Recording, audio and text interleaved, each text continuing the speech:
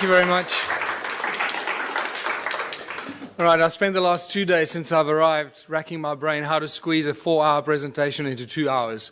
It has not been easy. So I'm going to go through this at a pace, not because I want to confuse you or myself, but I feel like if I leave anything out, I feel like I'm robbing you of valuable content. And, what do you leave out of something that's a work in progress that started out 8 years ago with a small little presentation and now consists of volumes and volumes of research and discovery that is, I for one, certainly did not expect to happen to me. So let's kick off. The history of our planet is far more mysterious and stranger than most of us will ever realize. And just by talking to the people here, it becomes very evident. The more people you talk to at this conference, the more evident it becomes.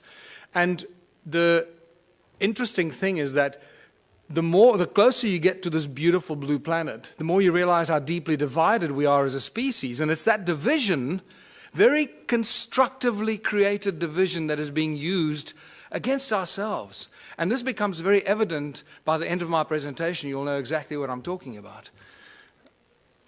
The great human puzzle. Who are we? Where do we come from? Why are we here? Everyone has asked those questions, the three Holy Trinity questions, if you can call them that. It sounds so simple. We should have all these answers at our fingertips, and yet we can't, define these answers with any kind of confidence, because every time we think we've reached some sort of answer, everything shifts and changes and sends us in a completely different direction. And I normally have a lot more slides here to go into much more detail, but I edited those out. Sound and resonance seem to be the common denominators of religion and creation. No matter how far back you go, no matter how many civilizations you look at, eventually, if you scratch deep enough, that's what you're going to find. Sound, resonance, frequency, but primordially the sound. And it also somehow connects us to opening us to understanding higher levels of consciousness. And that becomes very important as we go through this presentation. In Christianity, it's the word. God said, let there be light. Okay, let's not get into the semantics. Yes, that we can define that in very various ways, but let's look at the basic stuff that we're dealing with here. The word. First there was the word. In Hinduism, we got the Om, the primordial creative source. The Egyptians sang the universe into creation. All comes to sound. And it gets more interesting as you look at some of the more bizarre and ancient cultures. And you can see this, how these days of creation and the sound of creation is manifested in some of the symbology used in sacred geometry. For example, Christianity can be very quickly described with sacred geometric principles. And you realize that the creator of the universe is not some guy with a white beard sitting on a cloud.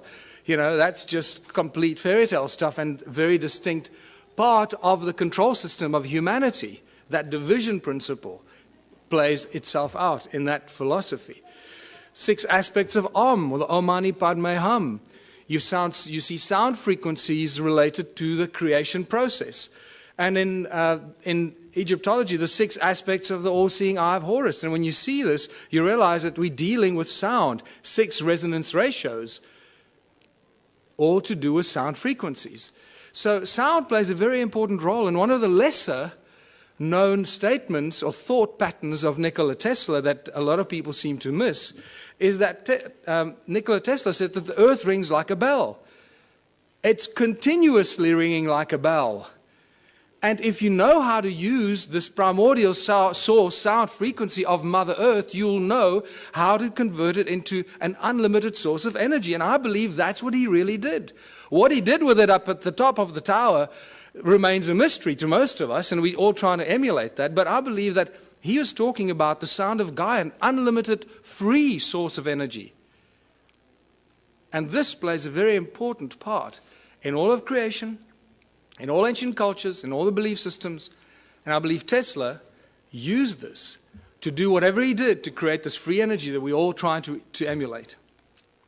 But what is sound? What is sound? Because we think that sound is just something that travels at a finite speed. Well, that's been busted now, because in Tennessee, and you studied in Tennessee, didn't you? Brooks, at the Middle State Tennessee University in 2005. There were 3 high school students and 2 undergraduates that proved that sound travels beyond the speed of light. I'm not going to go into that, but that's an interesting thing to contemplate. That's one of the best kept secrets of science and physics. Never made it into the mainstream news bulletins. Sound boils water. This is a guy called Peter Davey in New Zealand. Since 1940, this guy's been boiling water with sound frequency. It's not complicated, because everything has a resonance. Everything in the creation and in physical form has its own fundamental resonant frequencies. If we understand the resonance and the sound behind the resonance, we can do everything. Because if sound created the universe and all things in it, because that was done by God, then we should be able to use sound to do everything else. A 92-year-old Christchurch inventor claims to have come up with a novel way to make a cup of tea. He's invented a contraption that he claims uses the power of sound to boil water. Beverly Lockhart went to investigate. It looks like a desk lamp, is cool to the touch and appears to be doing nothing until it comes into contact with water. 92-year-old former Spitfire pilot Peter Davey claims his invention uses the power of sound to boil water. DSIR, they're a bit baffled how it works. Nobody really knows how it works. Davey believes high-frequency sonic vibrations emitted from within the silver bulb cause the water to boil. He says the idea came to him 50 years ago when he noticed different saxophone notes caused different household items to rattle. The mains-powered gizmo has experts intrigued. Never seen anything like it in my life, as they say. Professor Williamson has his doubts about Davey's acoustic theory and suspects there are 2 simple electrodes inside the boiler. It's the conductivity of the water that provides the path for the current and provides the resistance to give the heating. I'm careful that I don't divulge everything. I'm waiting to get a manufacturer that's prepared to put some money into it. And if he does get it on the shelves, he's already got one interested customer. If I saw one in a shop, I'd buy one, because I think they're an interesting little bit of technology. However it is they work. But for now, Davey is savouring his gizmo's success and sticking to his own unique theory on how it works. Beverly Lockhart, 3 News. And in there lies the problem. He's dead. He took his secret to his grave. We will never find out until we go there, try and wrestle it out of his family to share the secret with the rest of the world. I can't believe that in all of the world of science and the the amazing laboratories that we have, there haven't been some scientists that have reverse engineered this or figured this out. Can't be that difficult. It's a resonant harmonic frequency of boiling water. Reverse engineer it. Measure the resonant harmonic frequency of boiling water and build the device. I don't have the laboratory to do it, but I've asked so many people to go out and do it, and no one's done it. So, but what we learn from this experience is we're here at this conference talking about free energy. I believe free energy means free to the world, not just free that we can suck it out of the vacuum and then sell it to the rest of the world. That's no longer free energy. I believe it's crucial that we start thinking about free energy as when you find it, like this guy, give it to the world for free. Because if you don't, they're going to get to you, they're going to get rid of you, and no one's going to get it. They were waiting. I can imagine what they did when Peter Davey died. They breathed a sigh of relief, say, oh, thank God he's gone. And he was too greedy to tell the world how the simple thing worked. Thank God this human greed gene is so powerful that it prevents people from sharing this beautiful stuff. That's what I have a problem with. So what I urge anyone here at this conference to do, if you do find something like this, a source of free energy, do not keep it to yourself. Do not try and gain from the rest of humanity. Put it on the internet, make videos, put it out as widely as you can, share it for free with the world. It'll come back to you in abundance that you can't imagine. Yes.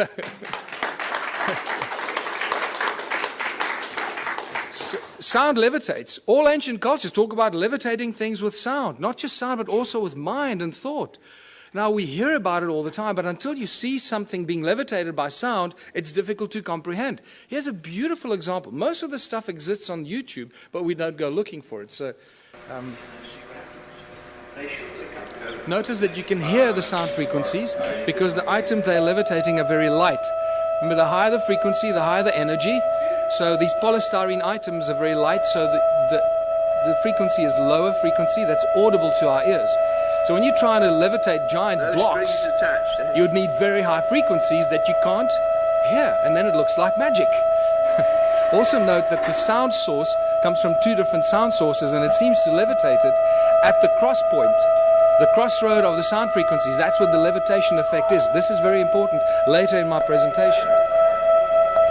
And the knowledge of the ancient cultures.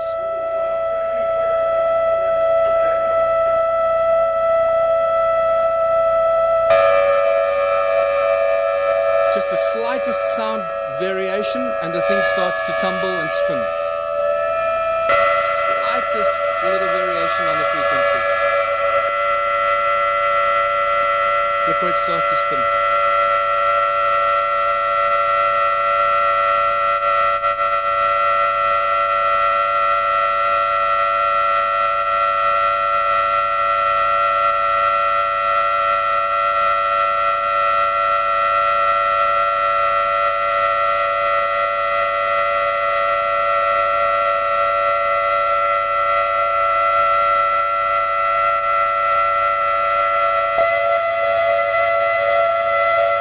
Real irritating noise, but you know, you have to put up with it too.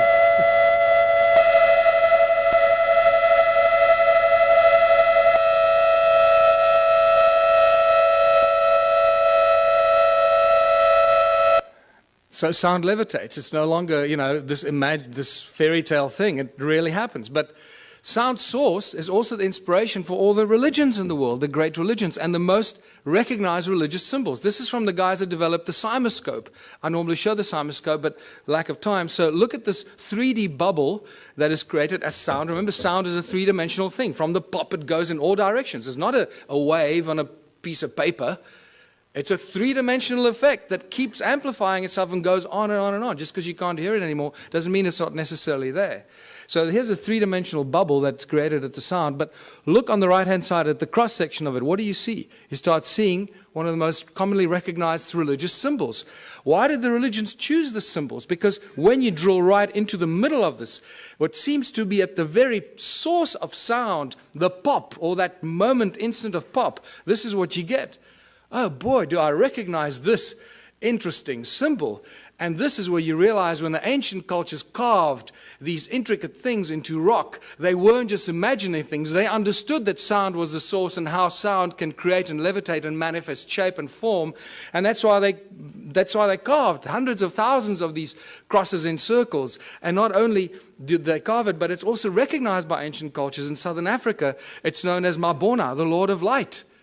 Lord of Light, sound and light, the creator of all things, the source of all things. And you see this shape repeat itself in some of the most popular religious symbols, like the Coptic and the pagan crosses. You see the sacred geometric patterns imitate themselves in these symbols.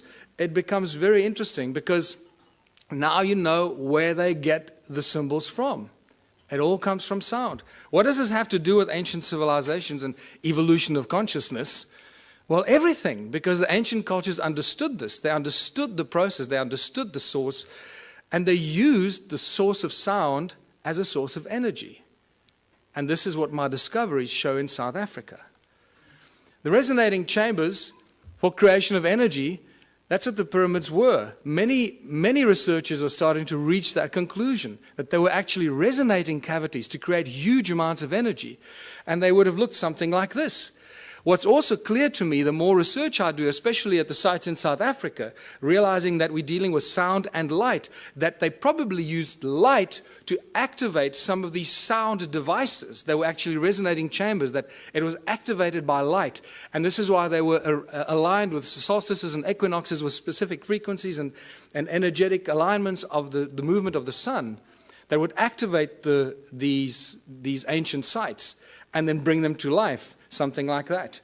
And if you think that's not happening, there's an interesting photograph that is available on the internet of some strange energy forms coming out of the pyramids, taken with some weird lens that shows you energetic frequencies, and this got me very excited because this is directly connected to my discoveries in the stone circles of southern Africa.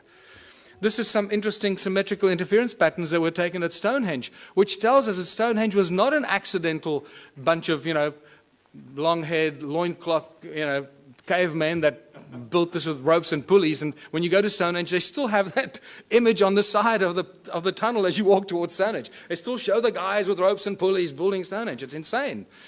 So it's a very, very advanced device, Stonehenge. And what blew my mind is how old Stonehenge is. This is probably one of the oldest sites on Earth. It's probably more than 1 million years old. Are there any geologists here? Any geologists? Well, most of you are homemade geologists, sir. You're told that that stone there fell over. It was the twin of that stone, and it fell over. Right? They were connected at the top, and it broke when it fell over. Well, there's the break. Okay, now this is sarsen stone. It's very, very hard, one of the hardest stones known to us. There's the break. Does that look like a 5,000-year-old break and erosion? Absolutely not. We're dealing with hundreds of thousands, probably millions of years of erosion to erode about this far. This is not a new structure, people. Stonehenge is extremely old. Your mother will lie to you, your priest will lie to you, but the geology is not going to lie to you. There it is. Do with this what you want. It tells us we're dealing with ancient sites and advanced knowledge of sound frequency, because we see it in the patterns that the Stonehenge site still generates today, even though it is in the state of disrepair. Just like the stone circles in South Africa, in the incredible state of disrepair, are still giving us insane amount of energy that we don't know what to do with. This is another example of how old Stone Age is. That crack was clearly not there when the builders built it. You wouldn't put a lintel up with a crack in it. So we have to assume the crack happened after the event. And look at the erosion around the crack. I mean, this is insane amount of erosion. So, modern day levitator. Southern Florida, this guy called Ed Leeds Cullen in the 20s built this amazing place called Coral Castle. This is still a mystery to a lot of people, or they don't know about it. And he single-handedly put these giant blocks on top of each other, carved them, sculpted them, shaped them on his own. The interesting thing is when they used to bring the trucks used to deliver these rocks, he would offload them single-handedly.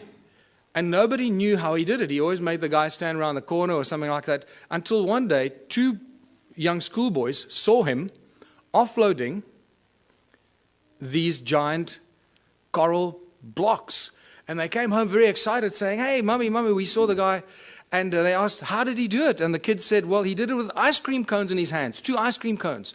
And the parents imagined, naughty children, what are you talking about? You're trying to force us into buying your ice cream for dinner, right? Well, that's not true. When I heard that, I got extremely excited, because that is consistent with what I've been finding in southern Africa.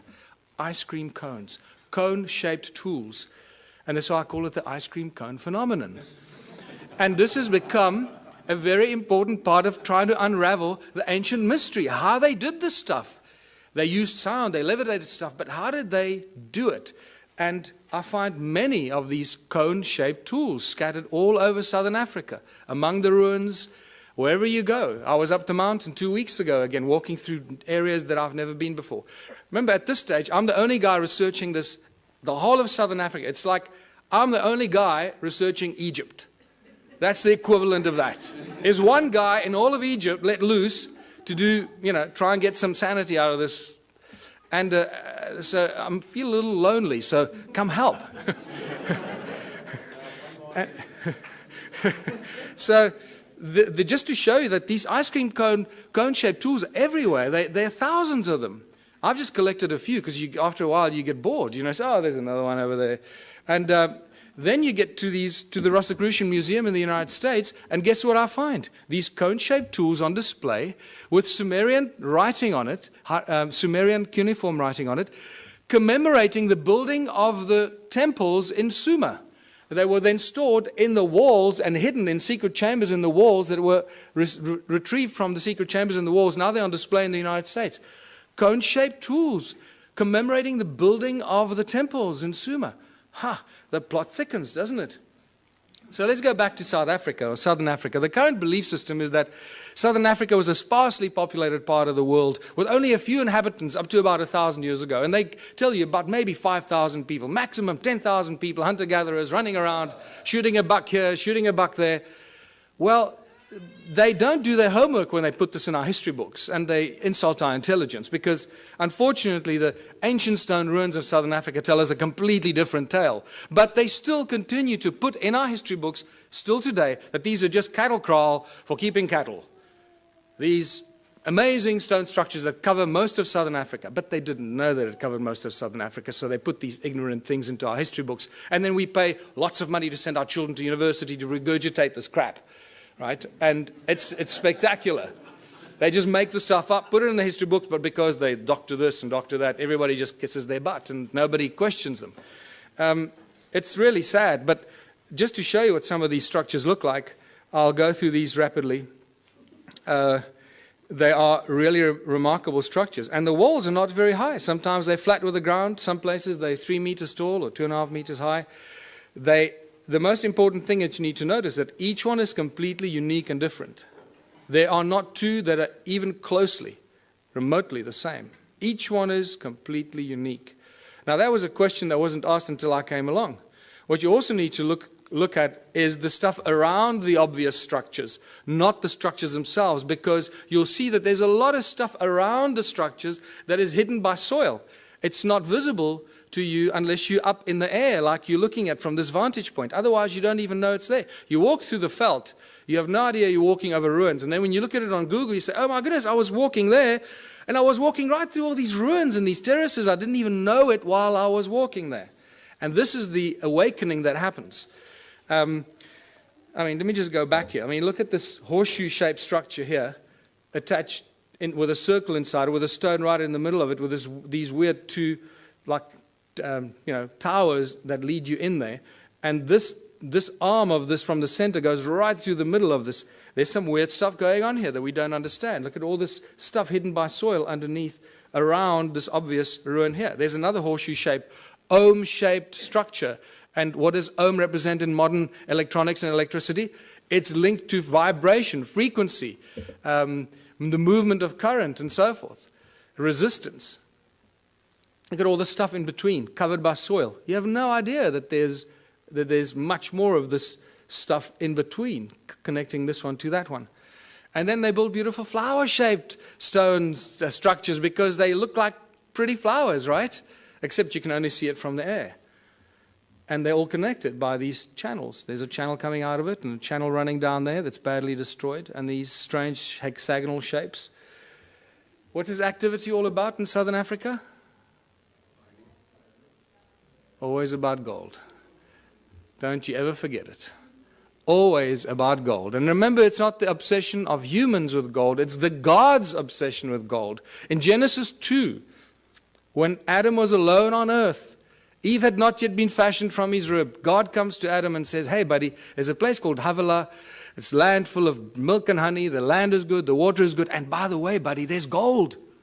What on earth is going on here? Why would God, the creator of the universe and all things in it, the commander of consciousness, want to tell Adam about gold? And it's in that one defining moment that you divide God with a big G from God with a small g. Huge, huge division. The twain shall never meet. And the Bible and ancient texts seem to be, especially the Bible, is constantly crossing those lines. What I find fascinating, scholars that have been studying the Bible for 30 years, their entire life, still keep crossing that line. God with a big G, God with a small g. The Elohim is a plural. The Elohim and the Annunaki are the same beings, and I'll show you why. We've got conclusive evidence that the Annunaki and the Elohim were the gods of the Bible, the gods with a small g, the malicious, malevolent beings that were after gold. The divine creator of all things does not want gold. He doesn't take credit cards, and he doesn't use money.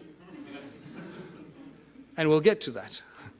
The ancient history of Southern Africa is all about gold. You can't, the whole Monomotapa kingdom that was attacked by everybody from the north, and they could never be overthrown, the golden kings of Monomotapa. Fascinating story. Not many people are even aware of it. What do other ancient cultures or other ancient texts tell us? Well, the Sumerian tablets tell us in great detail about the Annunaki. And all the great biblical stories are first found in the Sumerian tablets in much greater detail. And when they, like the creation of Eve from Adam's rib, is reduced to 2 lines in the Bible.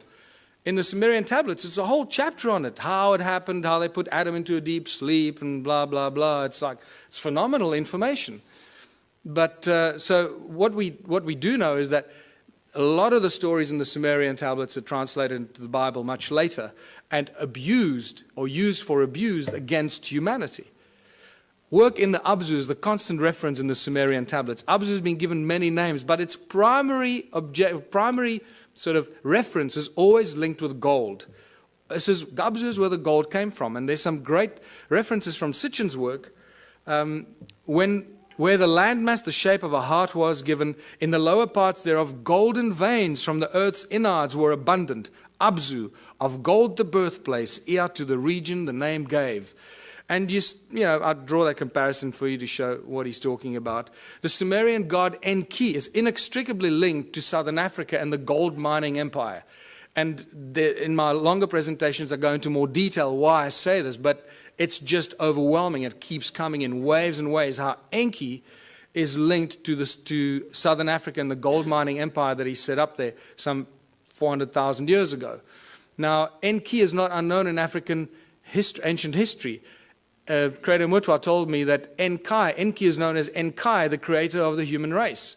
Just to throw that at you. And it gets weirder and weirder the deeper you go into this. And then Enki decides to create a species because they needed help to get the gold out of the mine. You can't just use machines. Machines break. And it's much easier to clone a species and train them and let them do this stuff, because if they die or get sick, then you just replace them. It's better than building machines. They just breed on their own. Look what they've done. 7 billion. Great breeders, these machines, these slaves. Let us create a Lulu, a primitive worker. The hardship work to take over. Let the being, the toil of the Annunaki carry on his back. Tells us very clearly what these guys were up to down there. Planning to create the Adam, Adamu. The primitive worker shall be created. Our command will he understand. Our tools he will handle. To the Anunnaki in the Abzu relief shall come. So we know that the Anunnaki were in the Abzu. They were doing something. They needed relief. And for this they needed a slave, and they cloned it. And boy, did they do a good job. This is fantastic reference to Enki's house, his mines, and his technology. In the midst of the Abzu, to a place of pure waters, Enki betook himself. In that land, a place of deepness he determined for the heroes into the earth's bowels to descend. Before they cloned the slaves or the human race, they referred to the Anunnaki who were doing the gold mining as the heroes, because they were doing the hard work in the gold mines. So for the heroes into earth's bowels to descend. The earth splitter that Enki established. Now I'm going to show you the earth splitter because this is one of my discoveries in South Africa. Therewith in the earth a gash to make, by way of tunnels, earth's innards to reach, the golden veins to uncover. Boy, now that we found the physical evidence in South Africa and Zimbabwe, mostly, suddenly Sitchin's work becomes like poetry, because we can point to what he's referring to. We've got the physical evidence for which he's often undergone a lot of criticism, Oh, he's making this stuff up. Well, anyone who's still a naysayer about Sitchin's work, wake up. We got the physical evidence. It's there in beyond believable abundance. Is there a ruin or a settlement that could be linked to Enki? Absolutely. And this is Great Zimbabwe, the greatest ruin in southern Africa. It has to be the biggest, right? This is just a spectacular place. And just to show you, some of the walls are 10 meters high and 6 meters wide. Great Zimbabwe is a spectacular sight. And it has got Enki's energetic imprint all over it. Any of you that do energetic work, go and look at it. You're not going to believe your eyes. What's so special about the ruins in southern Africa? Well, they're very special cattle kraal for very special cattle, because this is probably where the word holy cow comes from. Because most of these cattle kraal are built aligned to the sun and the stars and the equinoxes and the solstices, and wow, they went to a lot of trouble for these cattle, didn't they? And the sacred geometry, and you start seeing how sacred geometric principles just jump out of these structures, and you realize, hold on, this is not just somebody building things, to pass time. And clearly this was easy to these people, because every single one of these ruins that is measured, and this is all Johann Heine's original pioneering work for which you'll always be remembered, because every ruin that he's measured so far turns out to have these very intricate alignments. And this is spectacular. And you'll understand why this is so spectacular when you realize how many of these ruins there are. These, look at this, they're perfect, and you draw a circle over there, which doesn't look like it's real. But when you extrapolate that flat line into the circle, you get a perfect hexagon. When you start joining the corners of the hexagon, look how it touches the inner circle perfectly. This is not accidental, people. This takes real exact science and understanding. There you go. So these structures down there are not just simplistic structures. They carry huge amounts of energy. And important to note that there are no doors or entrances. This is an important thing that you find in some of the archaeological reports, and they say, oh, there are no doors and entrances, and then they forget about it. And then they tell you, it was probably built by a migrating group of 15 to 20 people, and they built it. And you say, hold on, you just told me there are no doors and entrances, and now you're telling me that it was built by people as a dwelling. So what's going on here? What are we dealing with here? And you don't get intelligent answers from the so-called authorities on this. And agricultural terraces. Thousands of kilometers of agricultural terraces. In fact, more than 450,000 square kilometers of agricultural terraces in a sparsely populated part of the world. Who built these terraces? What were they planting in these terraces? What's going on here? It doesn't fit. It doesn't match. Terraces are everywhere. When you start looking and opening your eyes, mountains are covered by these terraces. This is in Botswana. This is in Lesotho. There are terraces up some of the most incredible steep mountain sides that don't make any sense. In fact, if you go into Google Earth and you look at Lesotho, I challenge you to find any part of Lesotho without terraces. It's actually quite incredible. They're just terraces everywhere. And there's just been no people down there to build these terraces, so where do they come from?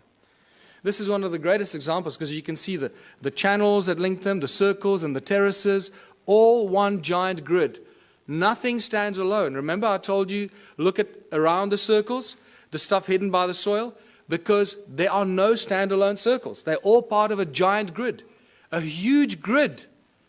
No standalone, all connected by these weird channels that are clever people at university call roads to drive the cattle on. This is why these roads are there, because they were built because the people 200 years ago built them to drive their cattle on. And that's as far back as they go. Maybe 400 years ago, that's it. This is just spectacular. This is right up the road from where I live. So when I leave my house and I go walking in the mountains, this is what I walk in these places. And it's rather silly. So I take a lot of photographs and I write a whole bunch of stuff, and then I come talk to people like you, and I feel like I'm, alone, lost in the world. Ancient roads and channels run for hundreds of miles. Notice, circle, channel, and the extrapolation or the extension of the circle that looks like a giant spider's web. And it's these giant spider's web that turn into these agricultural terraces. And there's a very specific reason why this is all connected, which you'll understand soon. Look at these archaeological drawings from 1939, clearly showing us that there are no doors and entrances, and these circles are all connected like a bunch of grapes. And then they don't make any more comments about it, they just leave it. The roads link every stone circle. There's the road there. It's very, very badly eroded, as you can see. Most of the times you don't even know you're walking on these ruins. Over there at the bottom, it used to connect in there, but that looks like water washed it away at some stage. Look at this linking into these strange hexagonal things. There's not enough time to talk about that, but there's spectacular information about what was going on there. And there's ruins there and there, but they're just covered by soil. This is a beautiful example of a channel running into with all the stuff around it. The spider's web effect. Look at this. Now imagine most of southern Africa looking like this a long, long time ago. And these are all cattle kraal, as I said, built for special cattle. There were a lot of cattle. Boy, they were just, I don't know where the people were, but there are a lot of cattle. Hey, maybe... How many of these ruins are there. And this is where the penny really drops, when you start figuring out how many there were. In 1891, the brilliant Theodore Bent, this is one of the few archaeologists that I carry real respect for, wrote a brilliant book, The Vanished Lost Cities of Mashonaland. And it's a phenomenal book. And in 1891, from horseback, traveling through South Africa, Botswana, Zimbabwe, he estimated about 4,000 of these structures. Then by 1974, Roger Summers, who had more technology available, calculated about 20,000 of these stone ruins. Now, by now, I started going, hold on, 20,000 stone ruins in a sparsely populated continent doesn't make any sense. I got involved in 2007 when Jan Heine introduced me to this, and within 6 months, I estimated at least 100,000 ruins. So I thought, well, before I release Temples of the African Gods, I can't just thumbsuck the stuff. Let me have some sort of at least scientific argument for this. So I started counting.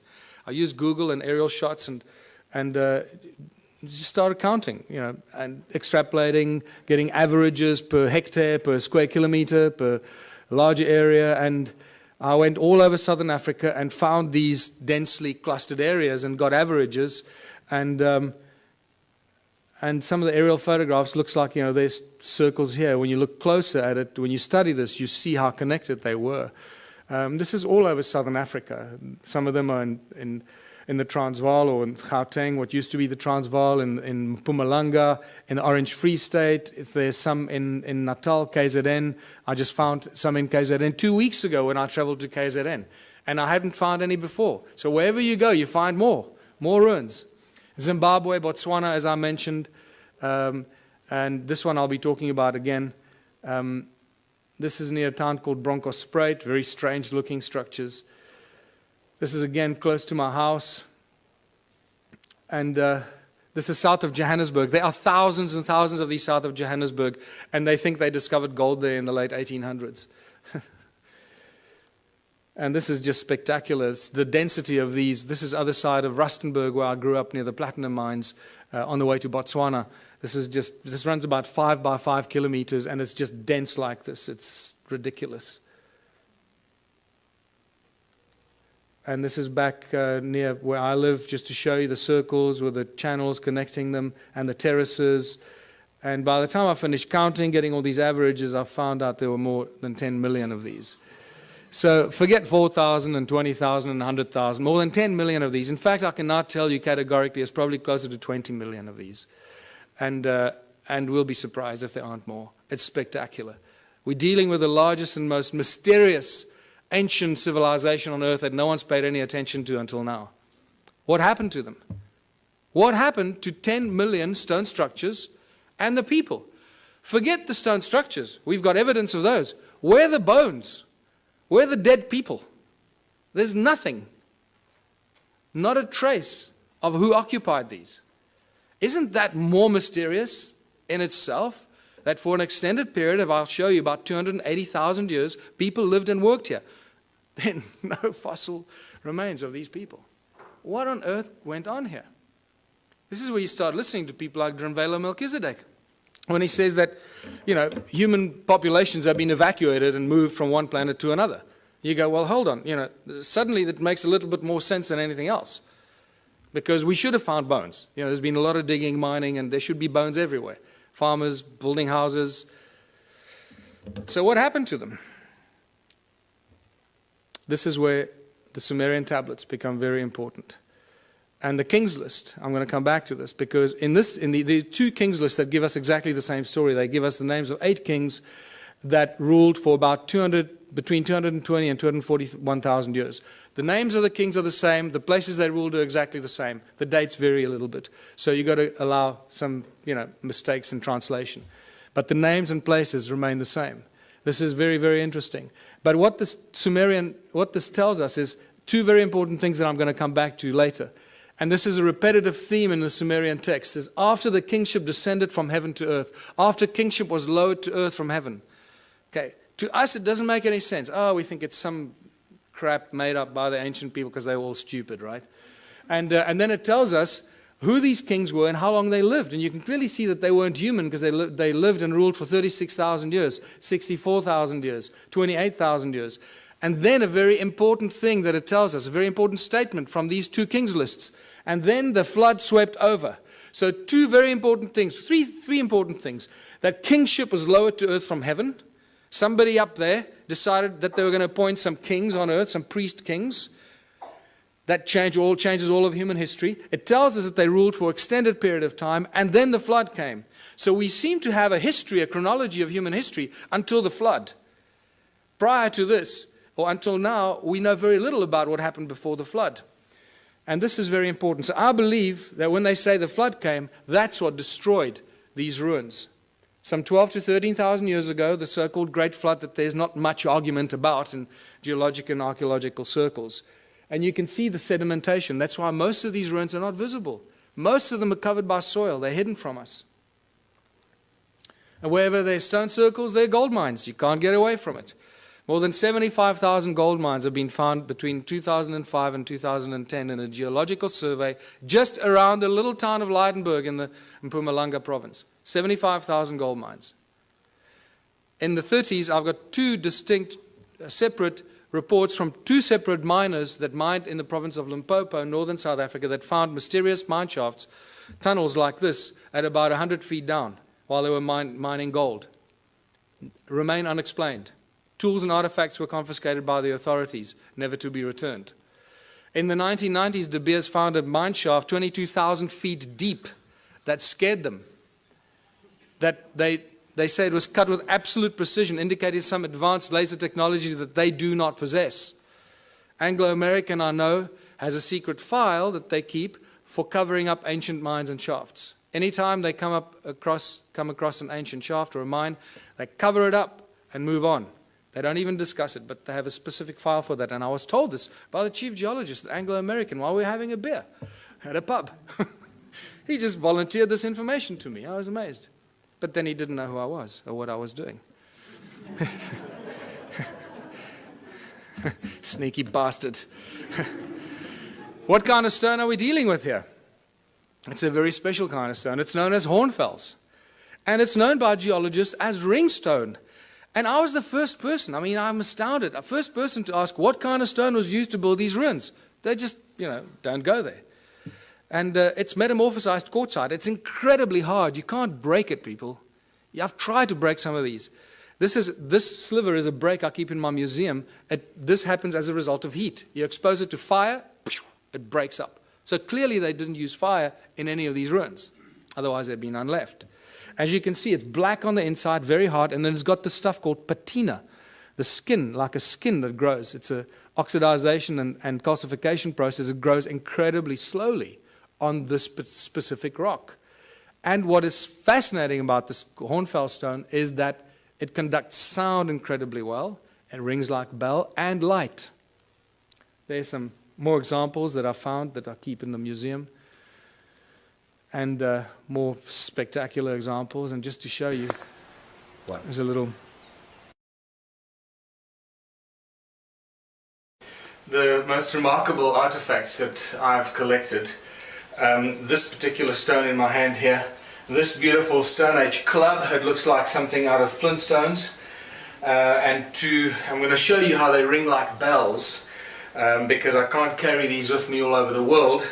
So a quick demonstration how these stones ring like bells. I just discovered that in geological terms, these stones, this particular stone, the hornfels in South Africa, is also known as ringstone for that very specific reason. And to ring these, I'm going to use my brand new tool that I just collected about a week ago. This phenomenal, absolutely phenomenal artifact. And I'm going to use this to ring these stones. This looks, we always joked when I found this, that this looks like a Stone Age guitar. And it's pretty much like that, And I'm going to show you that it is very closely related to a musical instrument in ancient times for very specific reasons. Now you might think that the stone shape is just accidental and that it broke off or something. You'd be mistaken, because I've collected probably about 4 or 5 stones that are very, very similar in shape, very similar carving structure. There's broad base here and then down to a narrow tip, and somebody removed this particular piece of the stone over there for specific reasons, as you will hear, which I'll ring a little bit more. They ring like bells. But it's also important to note that you cannot carve or chip this stone. it will splinter and fragment, and it will not be chipped or carved. Okay, so these shapes that we see here must have been molded in some way, and molded for specific acoustic properties. And this is why. You've got to hold it a very specific way to make as little contact as possible to get it to ring and resonate at its optimum. Now remember, it's also covered in patina, the skin of the rock, this brown reddish color that covers the rock, that is no longer the original black or charcoal color, the original color of the metamorphosized quartzite that's underneath. And that's how it rings.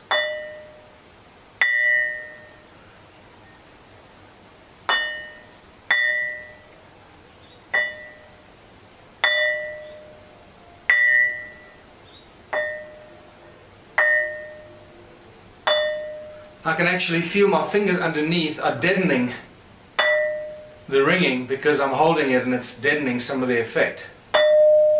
There we go. That's better. That's what you want. You realize that this thing really rings like a bell and it reverberates for quite a long time.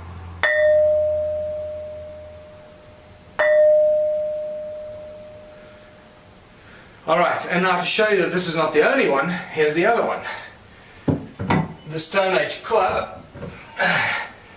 And I drove over this myself a few times, driving up the mountain of the forest road, and eventually I stopped and picked it up because I realized this is one of the most remarkable tools that you will ever find, and thank God I did.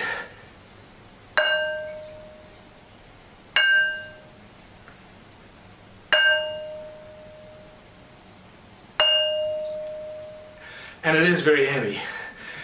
I'm out of breath because I'm holding my breath not to make a noise, and this thing weighs probably about 15 kilos, so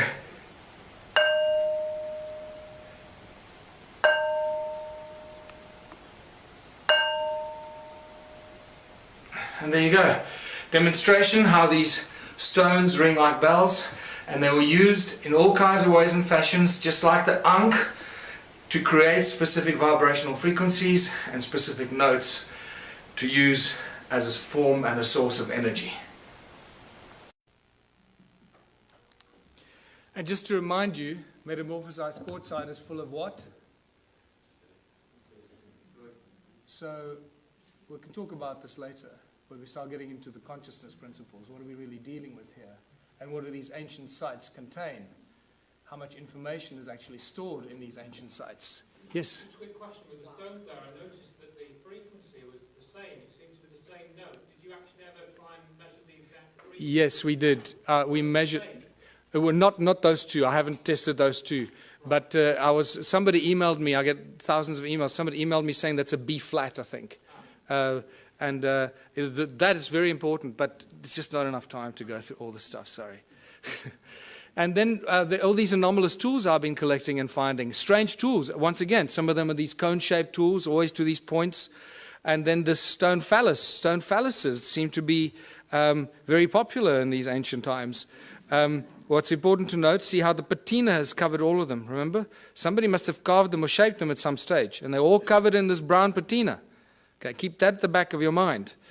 This is at top of the big ruin on top of the mountain there. That's spectacular, whatever that is, a bird-shaped stone, or there's a whole other link to the Zimbabwe birds that is in here, but we can't go there.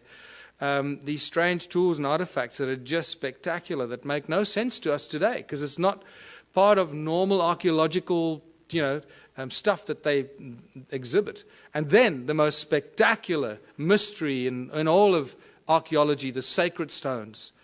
The special sacred stones. Hundreds of thousands have been found in southern Africa. Now, because we had a breakthrough energy conference, you'll automatically notice that they resemble a torus shape. So I'm giving you a little hint as to what these are for. But in South Africa, the Archaeological Society has it as a logo, and they will still teach you that these are weights for digging sticks. That the people made them in the hundreds of thousands, when there were only a few thousand hunter-gatherers, because this is from the Stone Age, right? So there were no metal tools. They made this with other stones because they needed weights for their digging sticks when they were digging for roots in the veld. I can't think of anything more insane. These people should be locked up. Where's the flagship among all these ruins? And this is where we get to the very important Adam's calendar. It was rediscovered in 2003 by Johann Heine, and he'll always be remembered for that, because this is one of the most spectacular discoveries in all of human archaeological history. These are the two central calendar stones. Baba Kreda Mutwa, the preeminent African shaman, told me when I saw him, there you can see Adam's calendar, my other book lying on the desk. When I showed him this book, he burst into tears and took quite a while to calm himself down. He said he never thought he'd see that sacred place again. He was initiated at this place in 1937 as a young shaman, and he calls it Inzalo Yelanga, or birthplace of the sun. Specifically the S-O-N, not S-U-N, because it is believed by the shaman that this is where the gods created humanity, birthplace of the sun. That's what it looks like from a helicopter, circular structure, that is north, that is south, not the trees, the stones under the trees. They're the two central calendar stones, and over there you see a wooden pole, that's where the stone man used to stand, and right from the stone man across there, across the Horus bird lying there, which you'll see, we're looking east, exactly east at the rise of the sun. On the edge of this cliff, which is known as the Transvaal Escarpment.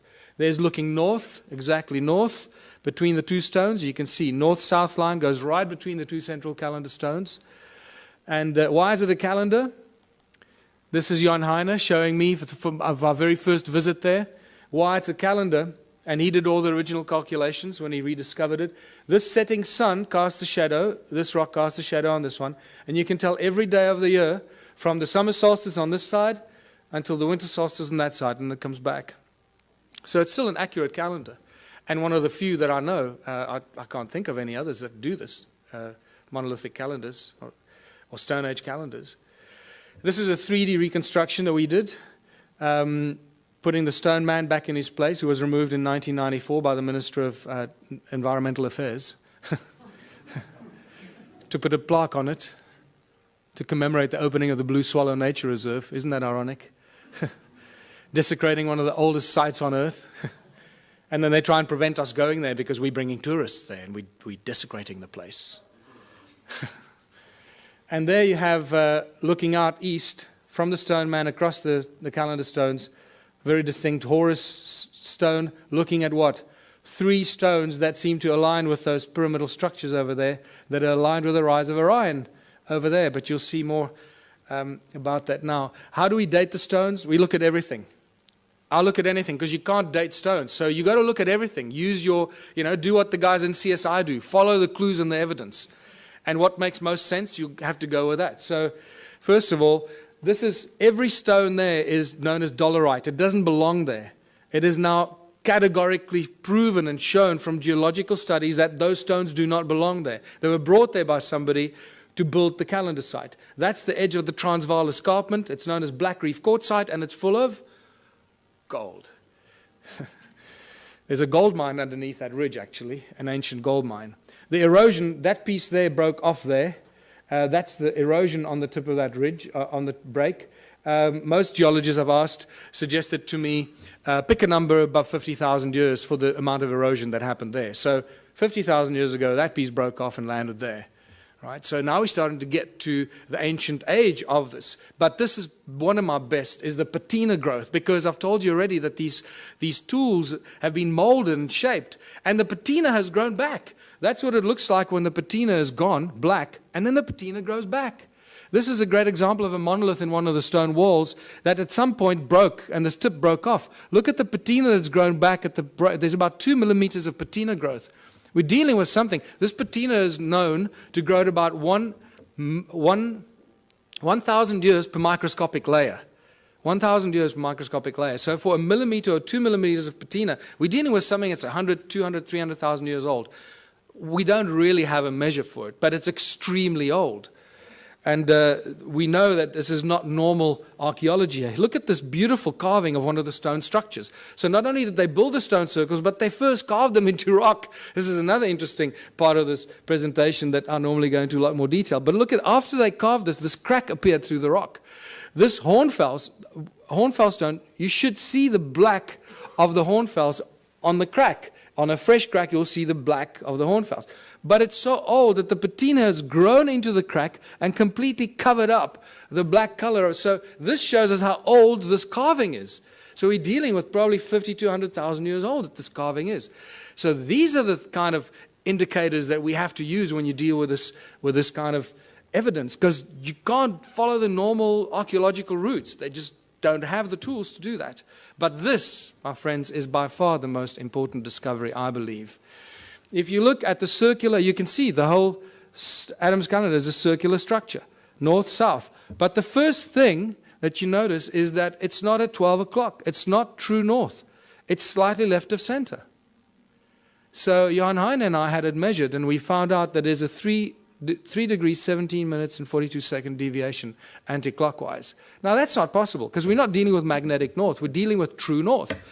And at first, we thought that this had something to do with the precessional wobble. So I spent a lot of months trying to analyze and speak to experts in precessional counting and all that. And I realized, hold on, I'm barking up the wrong tree.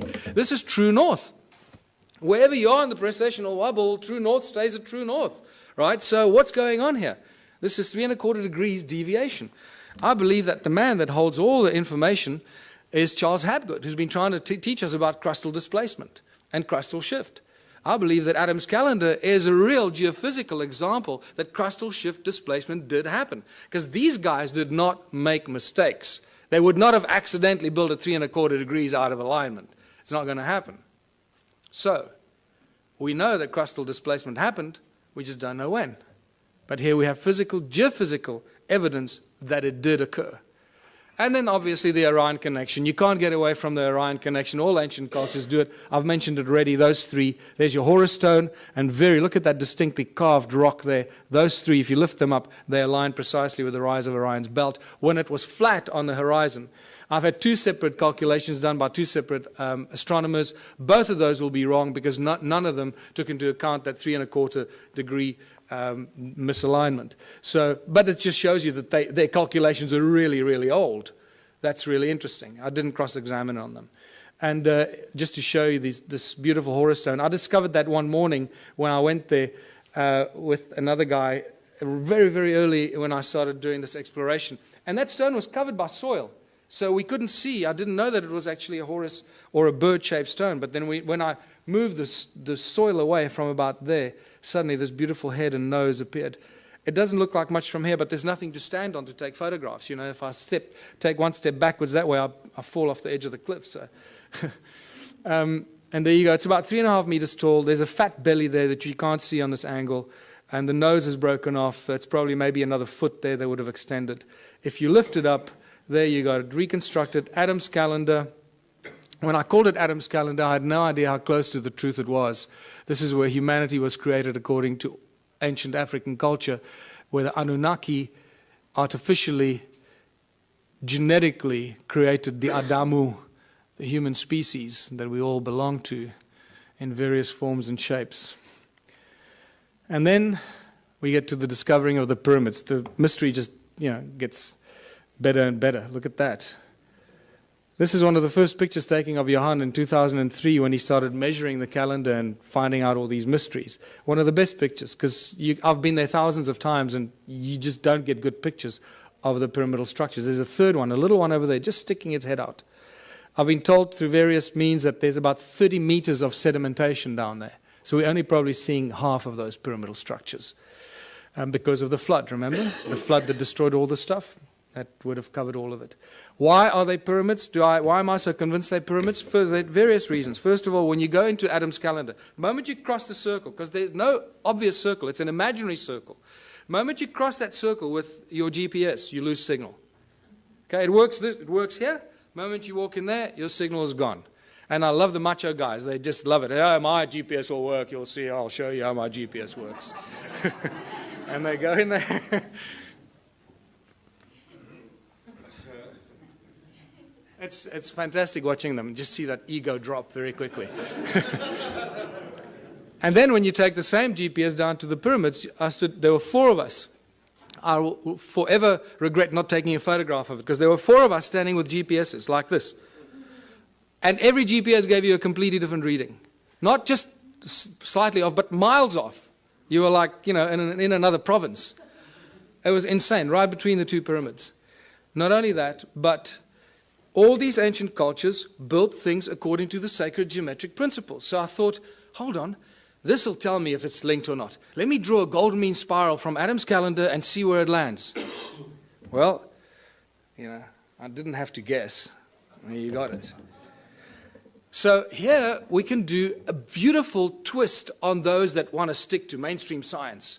And we can argue the argument of probability, which is one of the most commonly argued arguments in science, isn't it? Probability.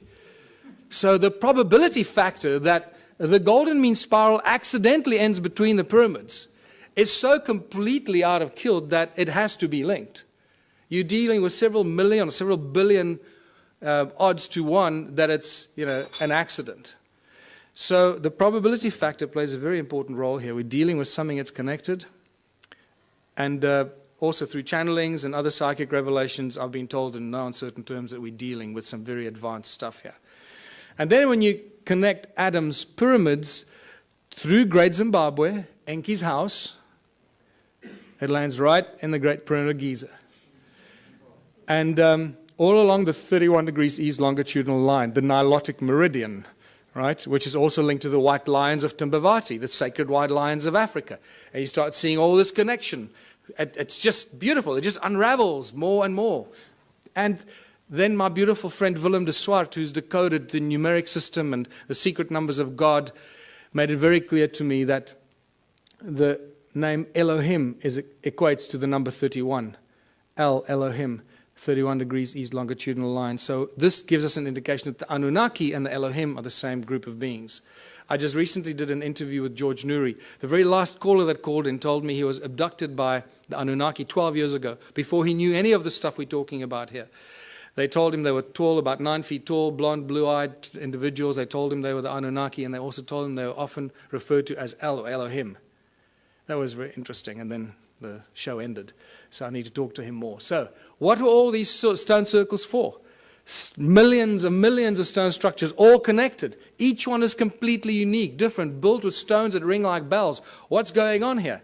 Archaeological drawings show us that there are no doors and entrances, and some of them are concentric circles, like expansion, amplification chambers, or something to that extent, right? So are these connectors, these channels, actually like wires? Absolutely. So let's go back to what Nikola Tesla said. He said the earth rings like a bell, and it's an inexhaustible source of energy if you know how to use the sound frequency of Gaia. And I believe that this is what it is. The cymatic patterns remind us of what we're looking at. The shape of Om. This is the shape of sand on a metal plate. That's what you'll find. So what we're looking at here is cymatic patterns from Earth. Each one of these stone circles just simply represents the cymatic or the shape of the sound of Gaia at that particular point. And this is why they connected. So they created one huge energetic field. There's one example. There's Hans Jenny's photograph, the circle in the middle, and the spider's web effect outwards, the circle in the middle, spider's web effect outwards, except these were connected, so they could share the energy they suck out of Mother Earth. And but how much energy could these structures create? For this, we got to go to 1944 in Japan, when they were developing the death ray with which they were going to smite the Allied army. But unfortunately, they got nuked, so they never got to use the death ray. But one of the things that I found out is that at the core of this death ray was a thing that they used called a magnetron, a resonant cavity magnetron. Well, this is, you start a frequency in the middle, you amplify it in these resonant cavities until you decide when you want to take it out of the wires. And that magnetron is used in laser beams, it's used in microwaves, it's a technological tool used in many applications. This has got a little magnetron in it, or a klystron, I think it's called in this. And then it goes through what? It goes through a crystal to focus the light. Right? So if you're working with light, you need to use crystal because it lets the light go through it.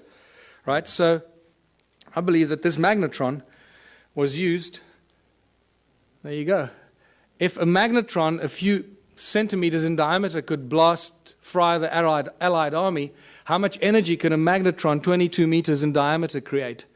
Huge amounts of energy. In fact, I was made aware that it's this structure that was probably responsible for the destruction of Atlantis, because they didn't quite know how to use it and it got out of control.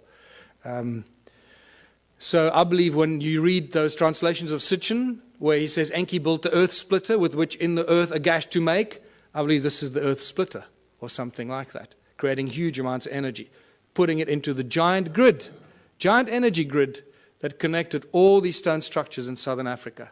And that's really what it was. Everything was linked to the mining of gold. None of these were dwellings, people. We're dealing with a giant energy and work grid for the extraction and the mining and the processing of gold. And then get to the measuring of these stone structures. And I found a guy who had a very interesting device that he measured without me, and then I came back from America and I heard that he went and measured these. I called him back. I said, I want to go back and do it with you. So I went with him, and he used to work in the satellite industry for Centec. Interesting guy. And the measurements that he showed me were just mind-blowing. Electromagnetic waves, either horizontal or vertical, coming out of the ground into the sky. Sound frequencies in hertz. The loudness in decibels, and also what he calls the heat signature. The heat signature that he explained to me, he measures up to, it's the average temperature of the ground below the soil, below the surface, down to about 300 meters. He's got all kinds of ways that he calculates this. I can't explain to you exactly how he does this, but I asked him several questions to cross-examine him to see if he was not, making it up, and it stayed constant. So I believe that he does have a system to work this out. This is what he measured. The outside, the heat signature anywhere outside here is 5.5 degrees Celsius at the surface of the ground. The moment you move the device in there, it shoots up to 29 degrees. So it's 5.5 degrees, 29 degrees. 5.5 degrees, 20. There's no scientific explanation for that we have right now. You go in there, it goes up to 33 degrees. 5.5 degrees, 33 degrees in the middle. What's interesting, the electromagnetic field here runs at the equivalent of about 280 megahertz, but it's vertical, straight out of the ground into the sky. So it's a column of energy out of the ground into the sky. Over there, it creates like a dome-shaped effect over the circle, because you also lose GPS when you go in there. So I can now understand why you lose GPS, because it creates the circle. There's no electromagnetic activity outside. The moment you go inside there, you pick up this horizontal electromagnetic effect, equivalent to about 480 megahertz. And he went into more explanation to me exactly how sorry, let's go back here. And then the sound frequency he measured coming out of these walls at 14.5 gigahertz. Now, we don't measure sound frequencies at those. This is really mysterious. So, and at 72 decibels coming out of these walls. And then we went up to this one here, and it got even worse. Measured 33 gigahertz sound frequencies coming out of these walls inside here. 33 gigahertz. When you walk along this channel that ran in here, the wall was broken there, but the channel runs in there. It started like 5 degrees. It keeps going up. As you walk there, that heat signature keeps rising. By the way, the heat signature, he explained to me, can only go up to about 80 degrees Celsius, at which point it suggests that you've got a volcano under you, about 300 meters below you. So that's how he's calculated it. And so at 80 degrees is the max, and nothing more is possible. So we go from 5.5, and by the time you get here, it's at 33 degrees. Around 30 degrees there. When you go from outside there, 5.5 degrees, onto that little attachment there, inside, shoots up to 58 degrees. 5.5 degrees, 58 degrees. There's just no reason why it should be doing that. And then the electromagnetic waves, once again, there's a dome-shaped horizontal effect that happens inside here at that frequency. And it's horizontal. Also, this is why, when we did ground-penetrating radar, I used the world's leading company to do ground-penetrating radar on 3 structures. This is one of them. There was another one of those flower-shaped ones, and then at Adams Calendar. And all the way through the ground-penetrating radar exercise,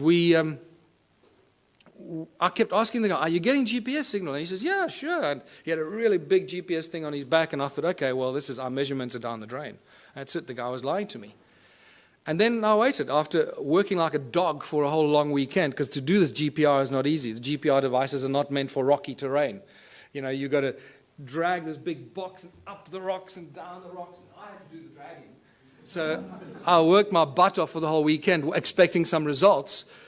So, you know, a week goes by and I phone the guys in Joburg and I say, have you got any results for me? I'm dying to see the results. And they say, yeah, no, we've got some problems with, I'll get back to you. A month goes by, nothing. 3 months go. Eventually I said, just tell me what's going on. He says, look, we got real problems with the GPS. Everything's just completely scrambled. I don't know what happened. I'm really, really sorry. But it's just like complete garbage. This has never happened to us before. So I went, don't worry, it's okay. You made me the happiest guy in the world. Because now I know that our measurement's accurate. It looks like you're getting a reading, but you're getting garbage.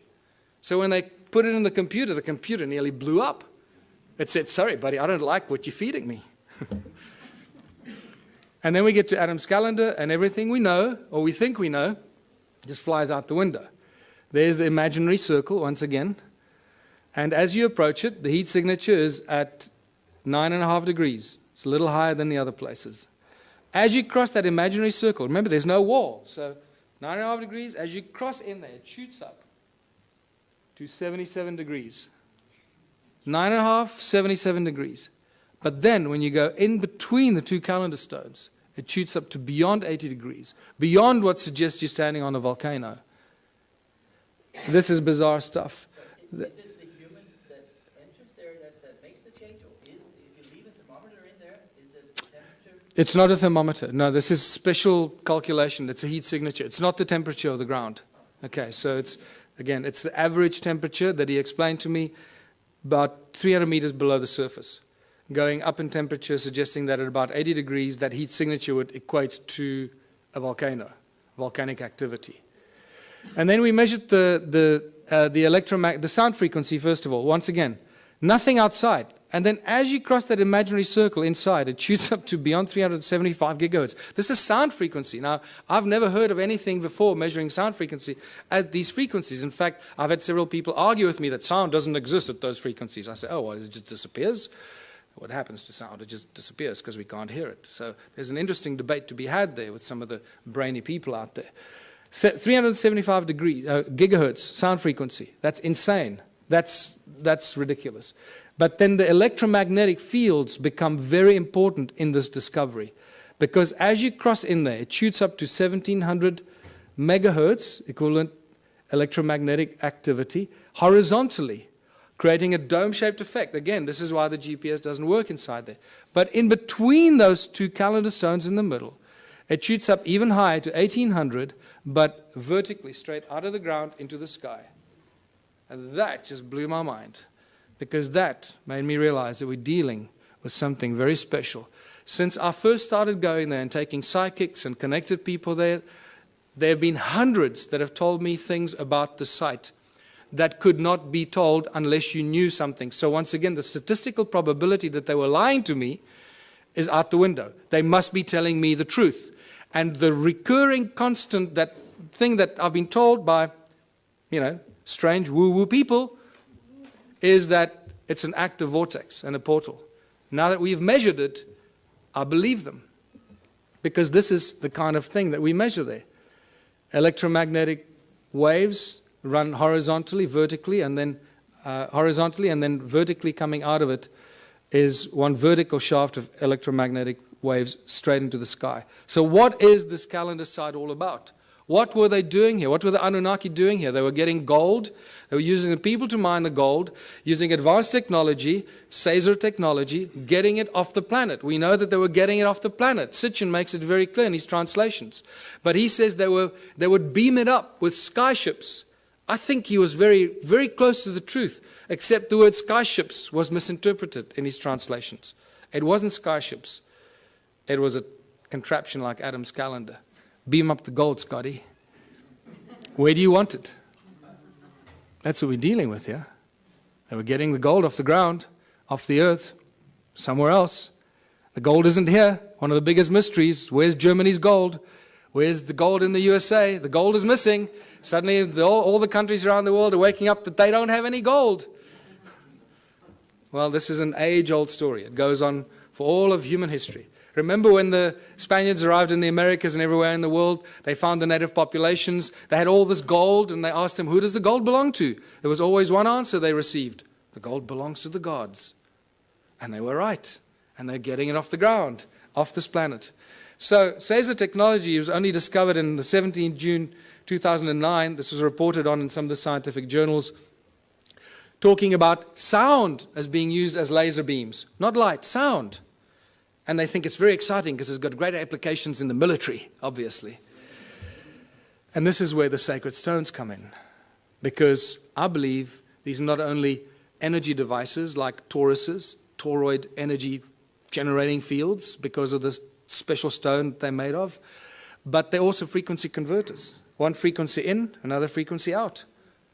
And I believe that these pointy stones, like Ed Leeds-Skalnin, was reported to move the giant blocks with 2 ice cream cones in his hands. Well, you hold those 2 in your hands, it'll look like you're holding ice cream cones in your hands.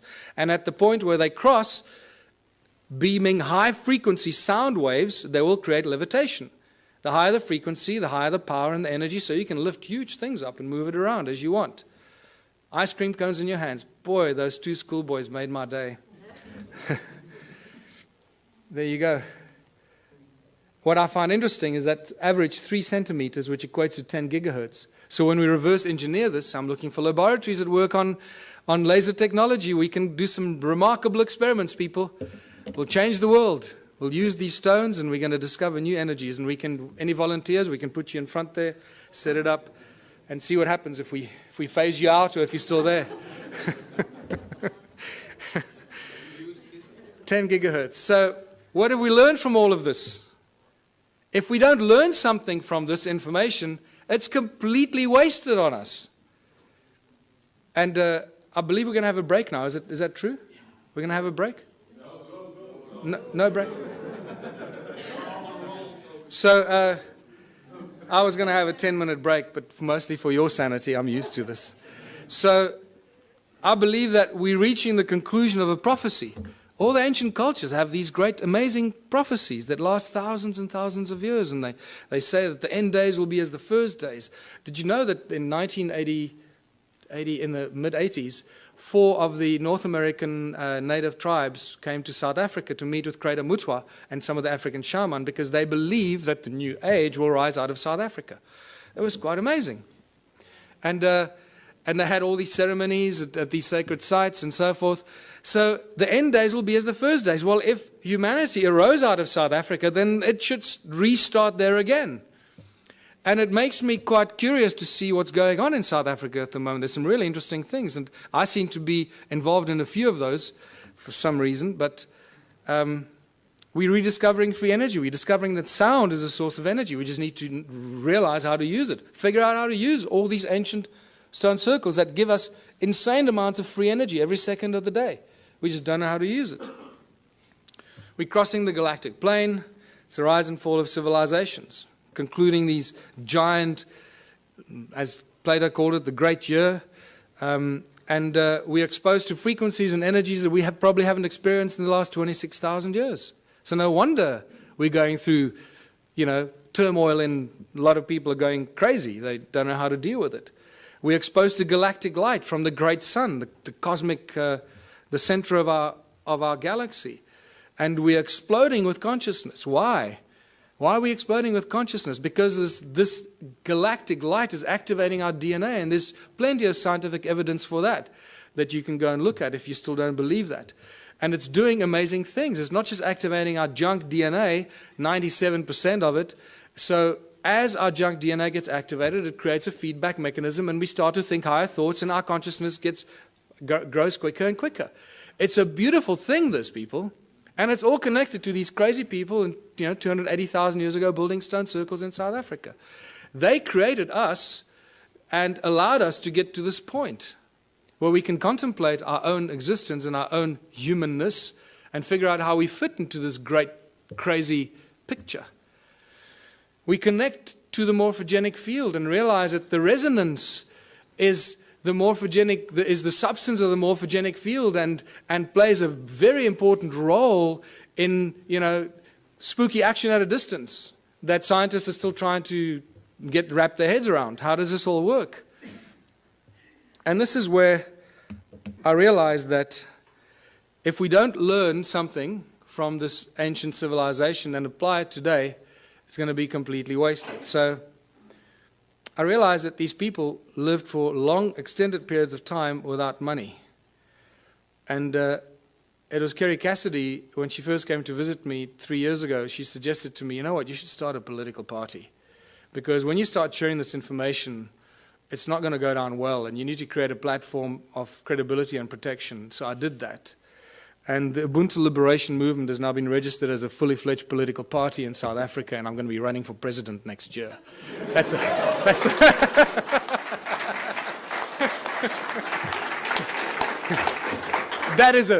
the funniest thing I've ever heard. But it's true. I just realized, hey, we're running, yeah. And then somebody said, so does it mean you're running for president? I had to do a double take. Oh, shit, yeah. I guess it means that, yeah. We're just trying to cause trouble. We're just trying to inject the virus into the organism, but it has some really spectacular side effects or things that we have to do. So we are all born on this beautiful planet, and we're all born free.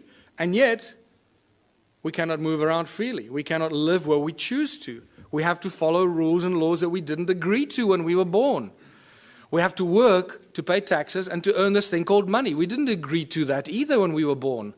We didn't agree to be given a number and be treated like a corporation.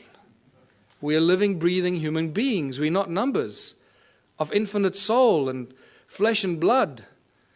And yet that's not how we're being treated. The restrictions on humanity are endless, and they're getting worse by the day. The current situation is very simple. Every socio-political system has failed us. This is why we're in this mess. Otherwise, we wouldn't be talking about this stuff, right? If it was hunky-dory. Humans everywhere live in misery. There seems to be no happy outcome to the political and economic mess of the planet. Every year, every month, it gets worse. More poverty, more hunger, more homelessness, more misery. The global economic collapse is imminent. The fact that we still have a global economic system is actually miraculous, but it is a clear indication how powerful those individuals are that control the global economy. They have infinite power as it is now. Only us, only we can do something about it. And there's some simple things that we can do about it to change everything about our lives and how we continue living as living, breathing human beings and not numbers and corporations or fictitious, fictional entities. 1/3 of the world's food goes to waste. This is spectacular. What kind of creatures have we become that we deny 1/3 of the global population food because they don't have money? We don't hand it out, we dump it, we destroy it, because we can't give it to them for free. They need money, they need to work, lazy bastards. Do some work, go get a job, become a respectable member of society, get a job. We don't need jobs. It's the last thing we need. Every time I hear politicians say, we're going to create jobs, I sense shivers down my spine. It's the last thing we need. Busyness. Keep you busy, running around, forgetting what you should be doing, what kind of life you should be living. It's all encoded in the language that we use. How did it get so bad? This is where we get back to what we've just been to, the ancient civilizations. A small group of royal political families and the banking elite families took control of the world. This didn't happen last year or 100 years ago. This happened thousands of years ago, people. It started with the Sumerians about 6,000 years ago in the Middle East, in Sumeria. When the Sumerian tablets tell us, when kingdom was lowered to earth from heaven, that's why I pointed it out to you. They tell us, kingdom was lowered to earth. Suddenly we see these priest kings appear out of nowhere. How did these guys suddenly take on this higher than thou situation? Who the hell are they? Where did they come from? Oh, people lived happily, and suddenly one guy said, hold on, I'm going to be your king. You're going to have to work for me and pay taxes. Screw you, buddy. I don't know. So how did these priest kings in ancient times become so powerful? Because they were appointed by the gods. I'm not talking about God with a big G here. I'm talking about the gods with a small g, these arrogant pricks that came here and disturbed us on this beautiful planet. And what happened next after they appointed the priest kings? The most spectacular, miraculous thing happened. These priest kings created money. Money is not part of natural evolution. This is a complete misunderstanding of human history. Anyone that teaches you that has not done their homework. Money was maliciously introduced in ancient times as a tool of enslavement, the absolute tool of enslavement, and we are feeling the worst brunt of it right now. We are the guys, we are the civilization, we are the people in the history of this planet right now that can make a change. It's up to us what we do with this information and how we move from here forward. Today there are three main banking families, there are arguably a few more, but the big ones, obviously the Rothschilds, the Rockefellers, the Morgans, they control everything. They own all the banks in the world. How can I make the statement? Because they're the guys that bail out the banks when they go under. So they own them. It's simple, right? If you bail somebody out, you're going to own them.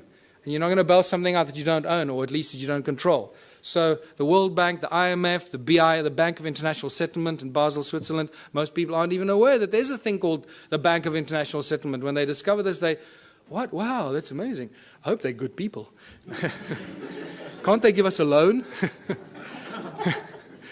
Remember, people, money doesn't exist. Okay, I'm going to get into this. Yes, did you want to say?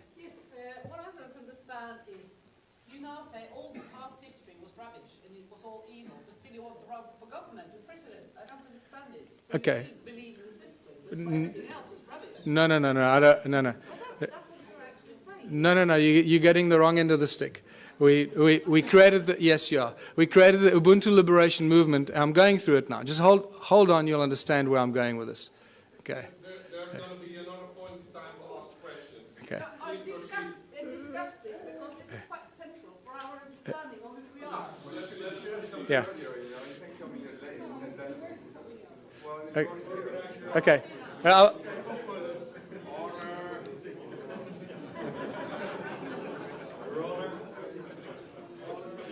Don't worry, you'll get it. You'll get it by the time we finish here. I'm sure you will.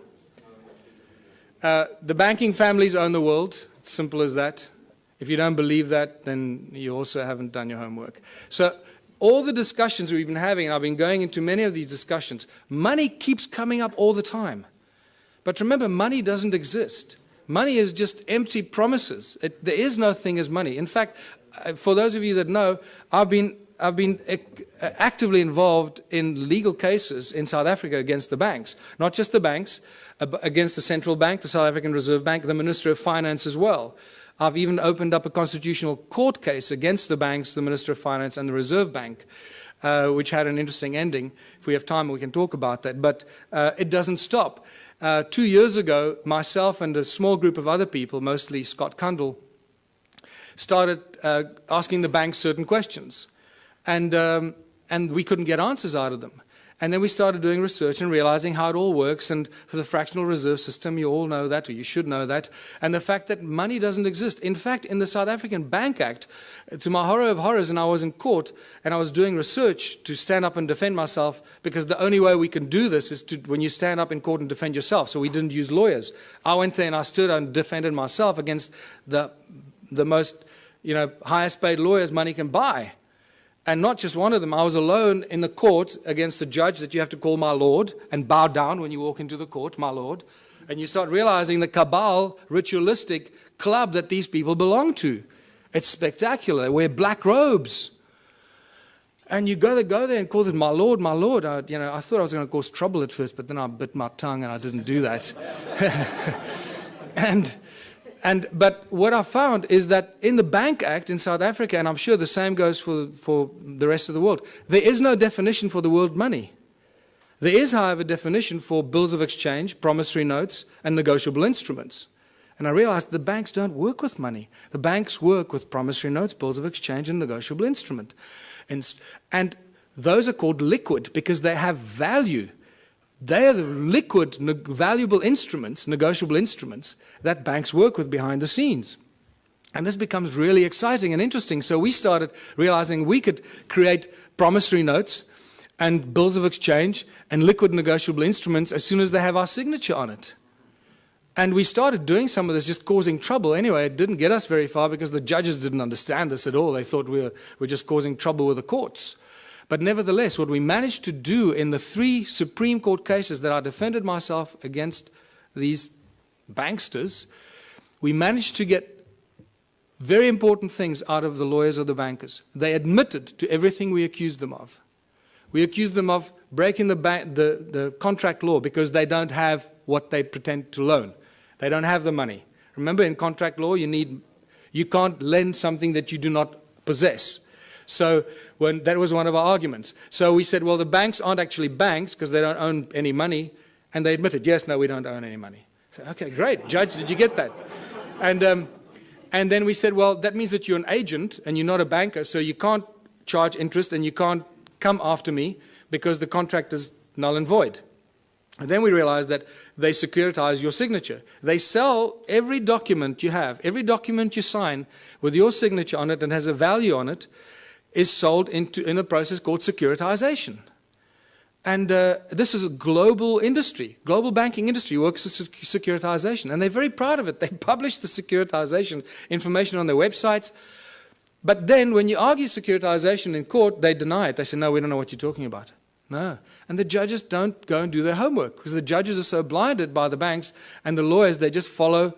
They just can't imagine that the banks could be lying.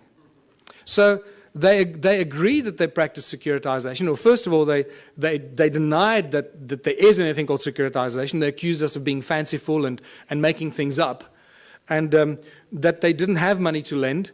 We accused them of not having locus standi or any rights to start the action against you because they sell your documents and your contract to a third party called a special purpose vehicle. And that special purpose vehicle company is a third party that takes complete ownership of your property, your car, your credit card debt, your overdraft. Everything is securitized by the banks because they don't have money. That's how they make money for themselves. It's all shuffling paper and bookkeeping entries and selling empty promises. And this is how junk bonds are created, because once you haven't paid on your bond, 3 months after you haven't paid on your home loan, your bond, that goes stale. What the SPV does, they then claim insurance on it and they file it. So the SPV gets paid, the bank has been paid the moment they sell your signature to them. Everyone's been paid, but you keep paying for your home loan for the next 30 years. The moment you stop paying, the bank comes after you, says you owe us money. There's a contract, my lord. See, he signed a contract, he owes us money. And the judge doesn't for 1 second say, well, hold on, let's look at the validity of this contract. Do you have rights to this contract? Who owns the property? So this has now been exposed. We are this close in South Africa. Myself and Scott Kundle from New Economics Rights Alliance, we're this close from bringing down the banks. Yes. This close. Yes. So,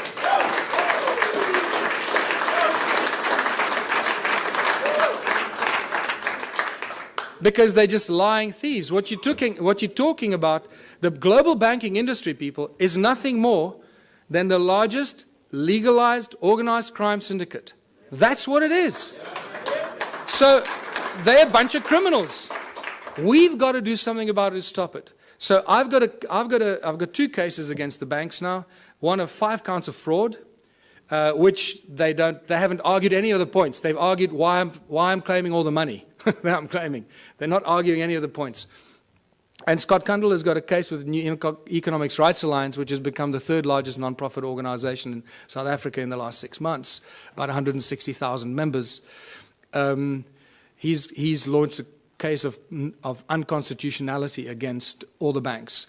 We're about to launch criminal charges against the banks, full-blown criminal charges, because the evidence is just becoming overwhelming. And all it's going to take now, one judgment.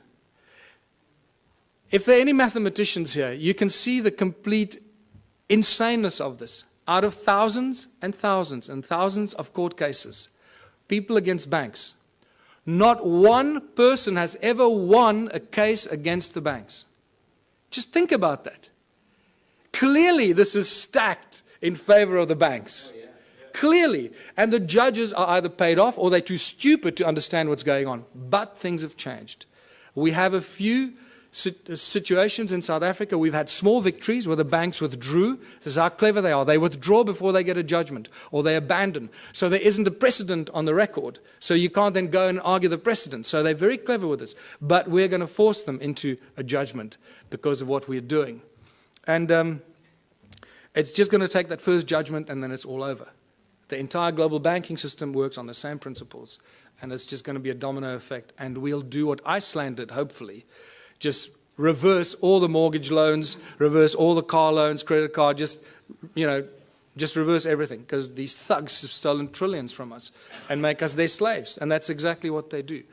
And this is linked to our education system, because most people are indoctrinated into this way of thinking since childhood. Our education system has nothing to do with learning. It's really developed and funded by the banking families to condition humanity into following orders and respecting authority. They control the contents of all the textbooks and transfer of information. Our schools are really just indoctrination camps to brainwash our children to follow orders and to bow to authority. It's got nothing to do with learning, people. The money controls the legal system, as I mentioned already. And if you just look on the internet on a daily basis, you'll see that the economic collapse is just imminent. It's somehow being kept alive. The question is, and this is what I need to end on, because we can't keep talking about doom and gloom all the time. We need to talk about what are we going to do as a species? What are we going to do when it all collapses? And this is where the most exciting thing happens. And this is my message to everyone in the world.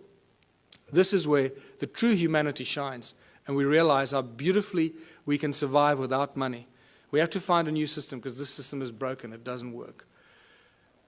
We cannot continue doing what we've been doing for the past 6,000 years. That is insanity, and as you know, insanity is defined as doing something over and over again and expecting different results.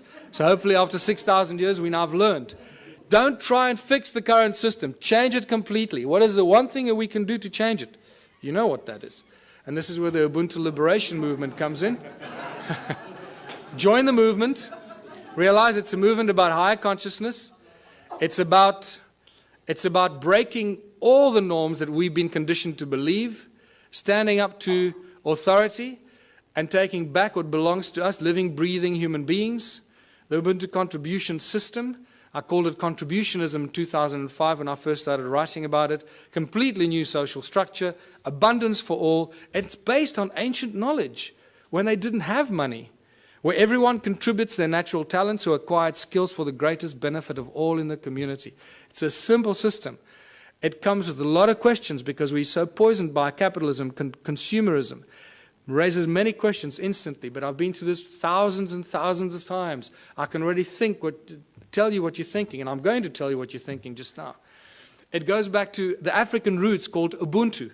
All ancient cultures, in a way, shared this African system called Ubuntu. They have different names for it, but it always comes down to the same thing. It's amazing that the ancient cultures survived for thousands of years, not using money, and they thrived, as Foster Gamble would say.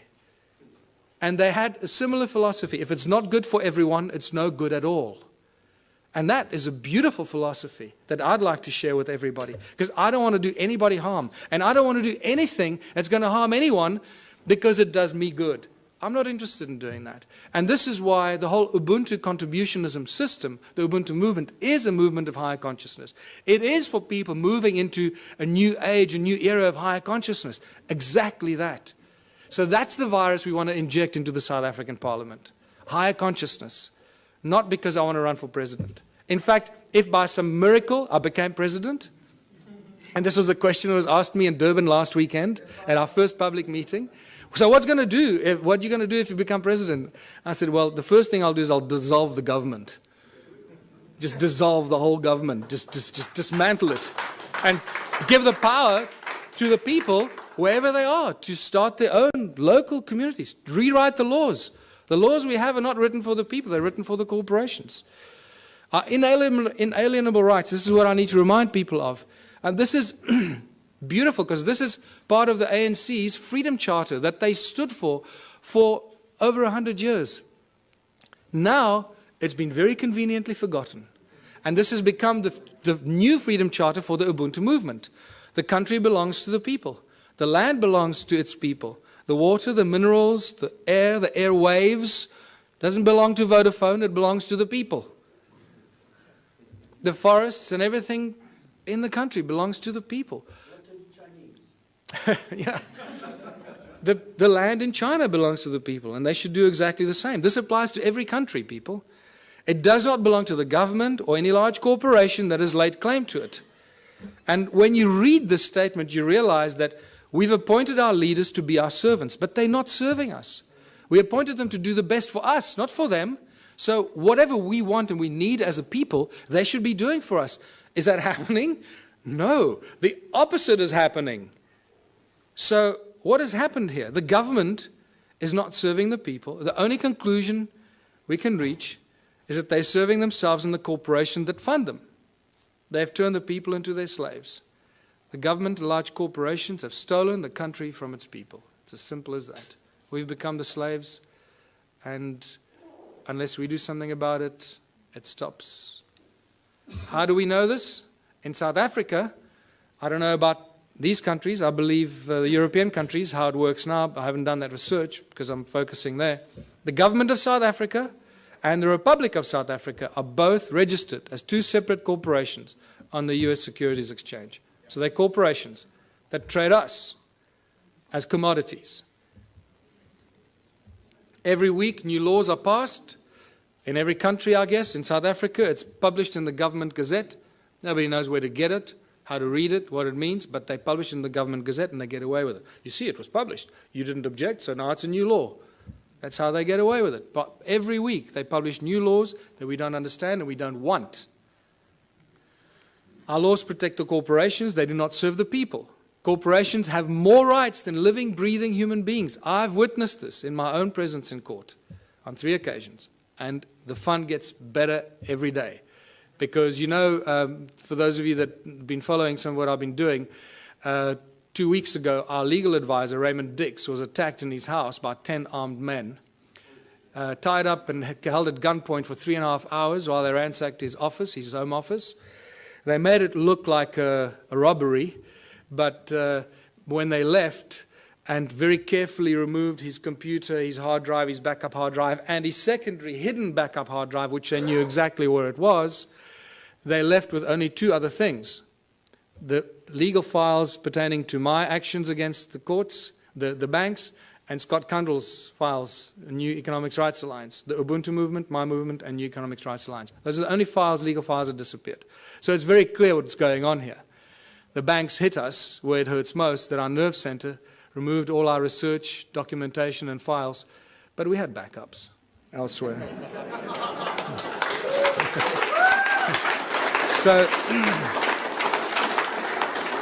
So now it's obvious, you know, if they take me out, they just created another martyr. So bring it on. I don't care. I know where I'm going. I'm going to sit on the right-hand side of Jesus.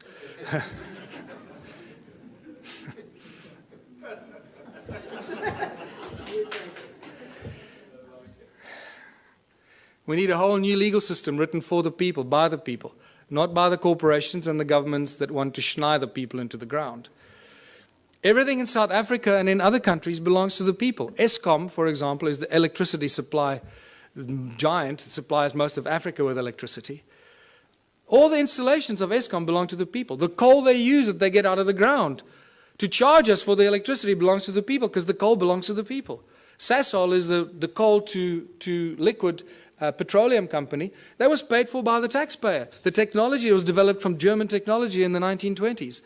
That was paid for by the South African taxpayer, all the early installations for Sasol. So all the fuel that we should be driving on in South Africa, we should have virtually for free because all the components belong to the people. The railways run every day, but they don't transport people. They transport coal and wood. Everything for the corporations, nothing for the people. You can't catch a train anywhere in South Africa. And so it goes. The forestry, the minerals. Forestry, between Sappi and Mondi in South Africa, they own more than 1 million hectares of land that they somehow managed to take possession of. Who gave it to them? The people didn't agree to give it to them, but it belongs to them. So you can see how this theft of the land and all the inalienable rights of the people of the land have been stolen and given to corporations. So the government and the large corporations have stolen the country from its people. It's obvious. What do the people need? This is where we start seeing the beautiful side and how simple things can be. What do we need? We need food, water, love, friendship, homes, tables, chairs, knives, forks, gardens, clothes, technology, healthcare, arts and culture. We need everything that each and every one of you can imagine and beyond. We need everything, and we should have all of it because there should be no hurdles to achieving this and having that, right? We do not need money. Did you see money anywhere in that list? No, we don't need money. Money gets in the way. Money is the obstacle, is the hurdle to all progress. Money does nothing. People do everything. People plow the lands, grow the food, build the bridges, build the rockets, solve the mathematical equations, create the technology. People do everything. Money does nothing. Money is just the obstacle to all this incredible progress. People create the arts and the culture. Money does nothing. The origins of money goes back to Sumeria once again. These Sumerians, the first forms of money were really little clay tablets. They were tokens of exchange. And then eventually they started minting them, as you know. So for millennia, great minds have stood up against the abuse of humanity through money. It's not something new. Julius Caesar stood up against the money, the powers of money. It took back from the money changers the power to coin money and minted coins on benefit of all. With this new plentiful supply of money, he established many massive construction projects and built great public works. And we all know what happened to Julius Caesar. St. Thomas Aquinas in 1225 said that the charging of interest is wrong because it applies to double charging, charging for both the money and the use of money. In fact, church law in the Middle Ages forbade the charging of interest on loans and even made it a crime called usury, which we know very well today. And even Jesus in his last year of life, probably the only physical force he ever applied was threw out the money changers out of the temple because they were abusing the people. And this is by far the most cutting statement made in recent times, Thomas Jefferson, because this is what we find ourselves in today.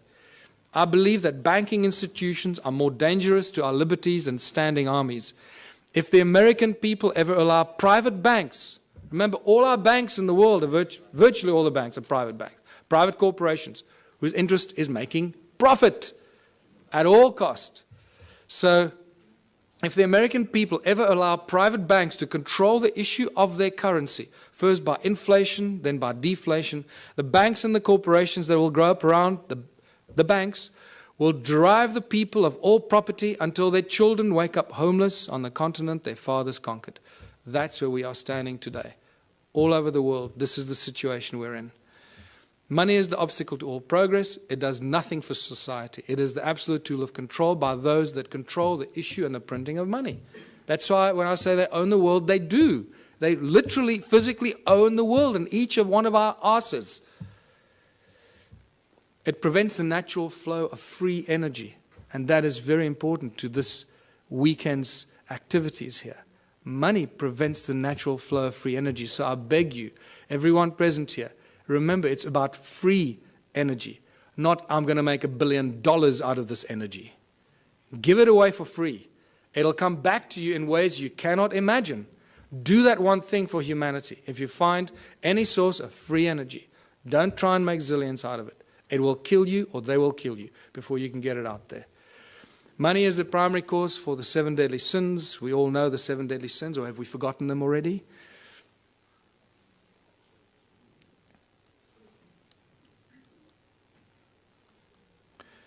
It's not the love of money. Many people ask, oh, it's just the love of money. Money, there's nothing wrong with money, man. It's just a form of exchange. You know, we're so poisoned that we try and argue for it. We try and defend it. That's how poisoned our minds have become. It's incredible. It's not the love of money. It's the mere presence of money that causes all these problems.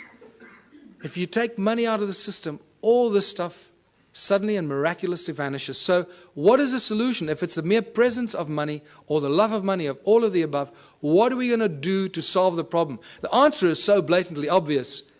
Remove money. Just get rid of it. Get rid of it. What do we need it for? It's causing all the strife in our lives. It's destroying our planet. The mines are raping our Mother Earth, taking out the precious guts out of our Gaia and distributing it around the world to people that claim they own it. It's sick. The obvious questions, if you remove money, so who's going to shovel the crap? How are we going to pay for things? I'll just sit on my ass and do nothing. I want 50 Ferraris. You know, are we going back to the Dark Ages, living in caves? Is this a lawless society? Who's going to make the rules? Why should I do something I don't want? These are the first things. I know these are the most commonly asked questions, and I'm sure that you're asking some of them to yourselves. But I can tell you that as you work through this process of a moneyless society, a Ubuntu society, where everybody contributes their natural talents or acquired skills to the greatest benefit of all, with certain minor rules that are not rules, it's really just an agreement that this is how we're going to work together. The moment you start working in that kind of community, the abundance is so spectacular that we, right now, cannot imagine it. It is not possible for us to imagine it until you start immersing yourself in this kind of thinking.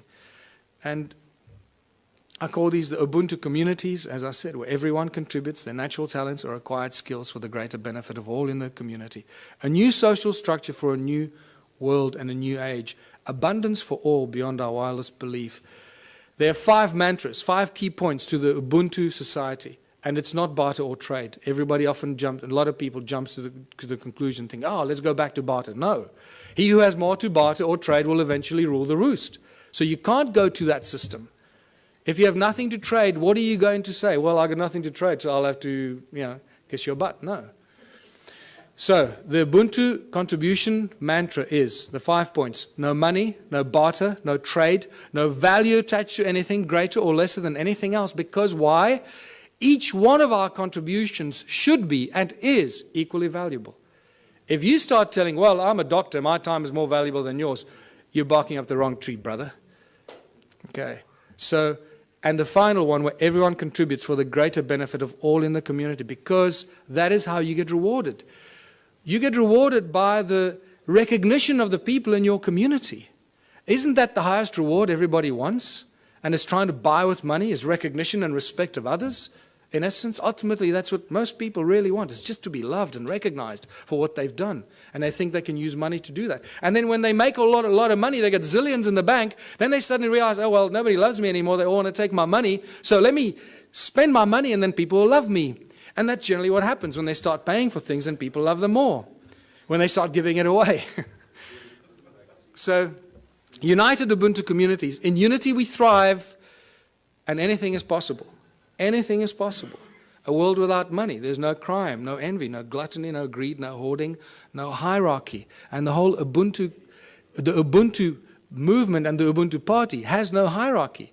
Communities look after themselves. We have no central government. We don't have any central assholes trying to tell you how you should be running your life. No obstacles to any kind of progress, because the solutions are simple, and there are many bright minds here. We all know what the solutions are, what should be done to solve the problems, and somehow our politicians just can't get it right. They keep screwing it up, So don't ask the politicians to solve it. Give it to the scientists, give it to the farmers, give it to the engineers. They'll solve the problems for us. Ordinary people will. Politicians will do nothing. Transition will have to occur in simple steps that flow from one to the other. We can't go from zero to hero. We can't go from a moneyless-driven, capitalistic, consumeristic monster to a moneyless society that lives in harmony and zen, right? It's not going to happen. So if you go onto my website, the ubuntuparty.org.za website, I've started posting a number of papers on how the transition will take place. There's not time for it now, so I ask you, please go onto our website and check it out. It's beautiful. What's key here is that the small towns will probably play a very important part in the transformation, because in small towns and small communities, people will agree on things a lot quicker than in the big cities. Right? So they will agree, okay, we need to get off the grid, we need to grow enough food for all of us, we need to make sure we got water, and they can go out and do it. We must create alternative energy for ourselves in our town, so if the grid goes down, we stay alive. And the small towns and villages will become the activators of this transitional phase. And I put together a few theories and ideas to give people ideas how to start doing this. It also goes into our education and schooling systems, where we stop sending your children to school. Please, I beg you, don't send your children to school. Don't do it. You're turning them into monsters. I've had a few of my friends in Johannesburg, in South Africa, that have not sent their kids to school. They are much smarter than the kids that go to school. And I'm not kidding you. They really are. They just learn from their parents, and they learn, and you'll find that what happens with these kids, they start reading later. They might start reading a little bit later. But when they start reading, they become like these monster little readers. They just read everything. I mean, these little kids are reading books that other kids don't even dream of. And that's because they're not preconditioned by the schooling system. Energy, water, food, housing, arts and recreation. These are the things that small communities can take control of very, very quickly and establish it for themselves, make themselves go off the grid and be totally in control of their own destiny. And many community projects must be and should be attached to this activity. Absolute abundance on all levels. Once you start doing this, food, science, culture, community, abundance on all levels. Now I'm going to give you a small example. You've got to use your imagination here because there's not enough time now and we've got to finish off here. So imagine in a little town that I live, we've got a river, we've got a fish farm, we've got a dairy farm, we've got a bakery, we've got a wood factory, a metal factory. The community starts to work in these projects. The whole Ubuntu thing means that, and contribution means that everybody must contribute 3 hours a week towards one of these community projects. That's all you have to do, 3 hours a week. A little town of 1,000 people, it's 3,000 hours a week. No municipality or town council can afford 3,000 hours a week salaries for people to do this work. Can you see how that's dramatically shifted the status quo and the equilibrium? How much we can produce if we just work for 3 hours a week on basic projects. Producing milk, cheese, butter, fish, breeding fish, baking bread, growing vegetables, and so forth. So now the community has been doing this for 6 months or a year, and they've established abundance on all levels, where all the people in that community that participate, that's why I called it contributionism, that participate and add their talent and their skills and their time, get everything, not for free, but virtually for free, so cheaply that the rest of the stuff, and also there's a principle where you create 3 times as much as you need for your own community. And I structure everything in the Ubuntu philosophy on the sacred geometry principles, 3366. So you produce 3 times as much as you need for your community. Why? Because there'll be other communities that can't produce what you're doing, so you'll be actually helping them while they're helping you with the things that you can't produce. So, and by the end of that, there's so much abundance because you're doing it 3 times that whatever you don't consume in your own little village or town, what are you going to do with? You're going to make it available on farmers markets and stores in your town for the surrounding communities. The moment you achieved that state, you've created the domino effect. Because what's going to happen to all the neighboring towns? All the people from those towns are going to come buy your bread, your milk, your cheese, your whatever it is you produce. Because it's going to be a fraction of the cost they pay for it in their own town. There's your domino effect. There's your trigger point. So think about it from that perspective. At the outset, it sounds like a huge thing. Wow, how are we going to go from there to a moneyless society? I believe that I've just taken you through a very simplistic example of how small towns and small villages and communities can be the trigger points and the examples that start the domino effect. Once the first town is set up, it's impossible for the surrounding towns to stay alive. They will have to follow the same example. Otherwise, all their businesses will close down. And when they do close down, then they will follow your example. So either they will do it willingly or they'll be forced into it because of stupidity. In the Ubuntu communities, children follow their passion and their dreams. The education system changes completely. There are no classrooms. Children learn real, practical skills. So by the age of 16, they've done everything. They've baked the bread. They've worked in nuclear laboratories. They've built rockets. They've built homes. They've built earth ships. They've planted seedlings and grown fruit, and they'll be so wise by the time you're 16 because you've had all this experience. You'll be smarter than all the professors in the world thrown together today. So,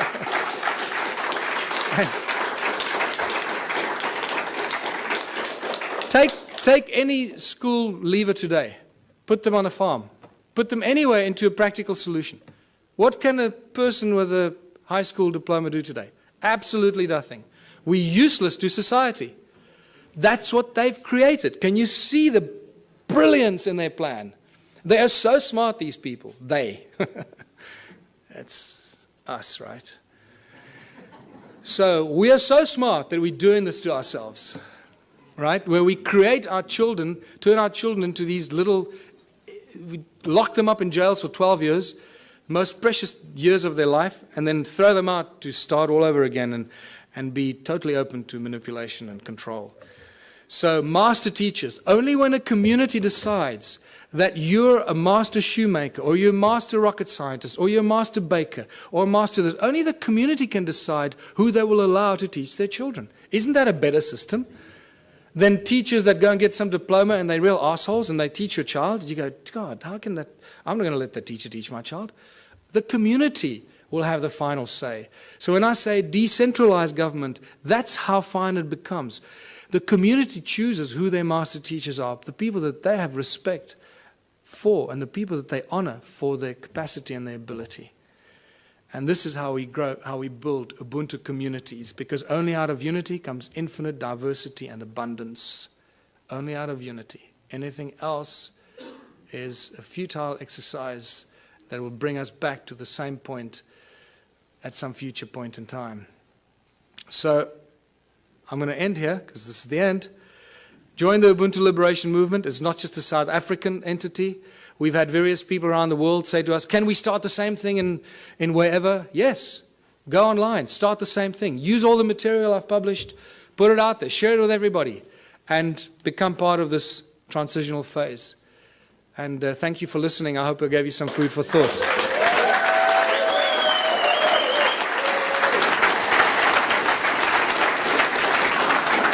Thanks very much. Please wait one moment.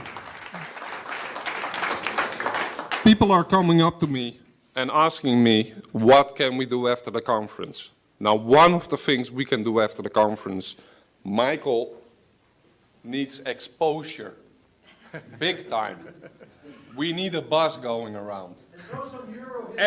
Everybody who has a Facebook page, a Twitter page, you just put one line, Michael Tellinger for president, and this website.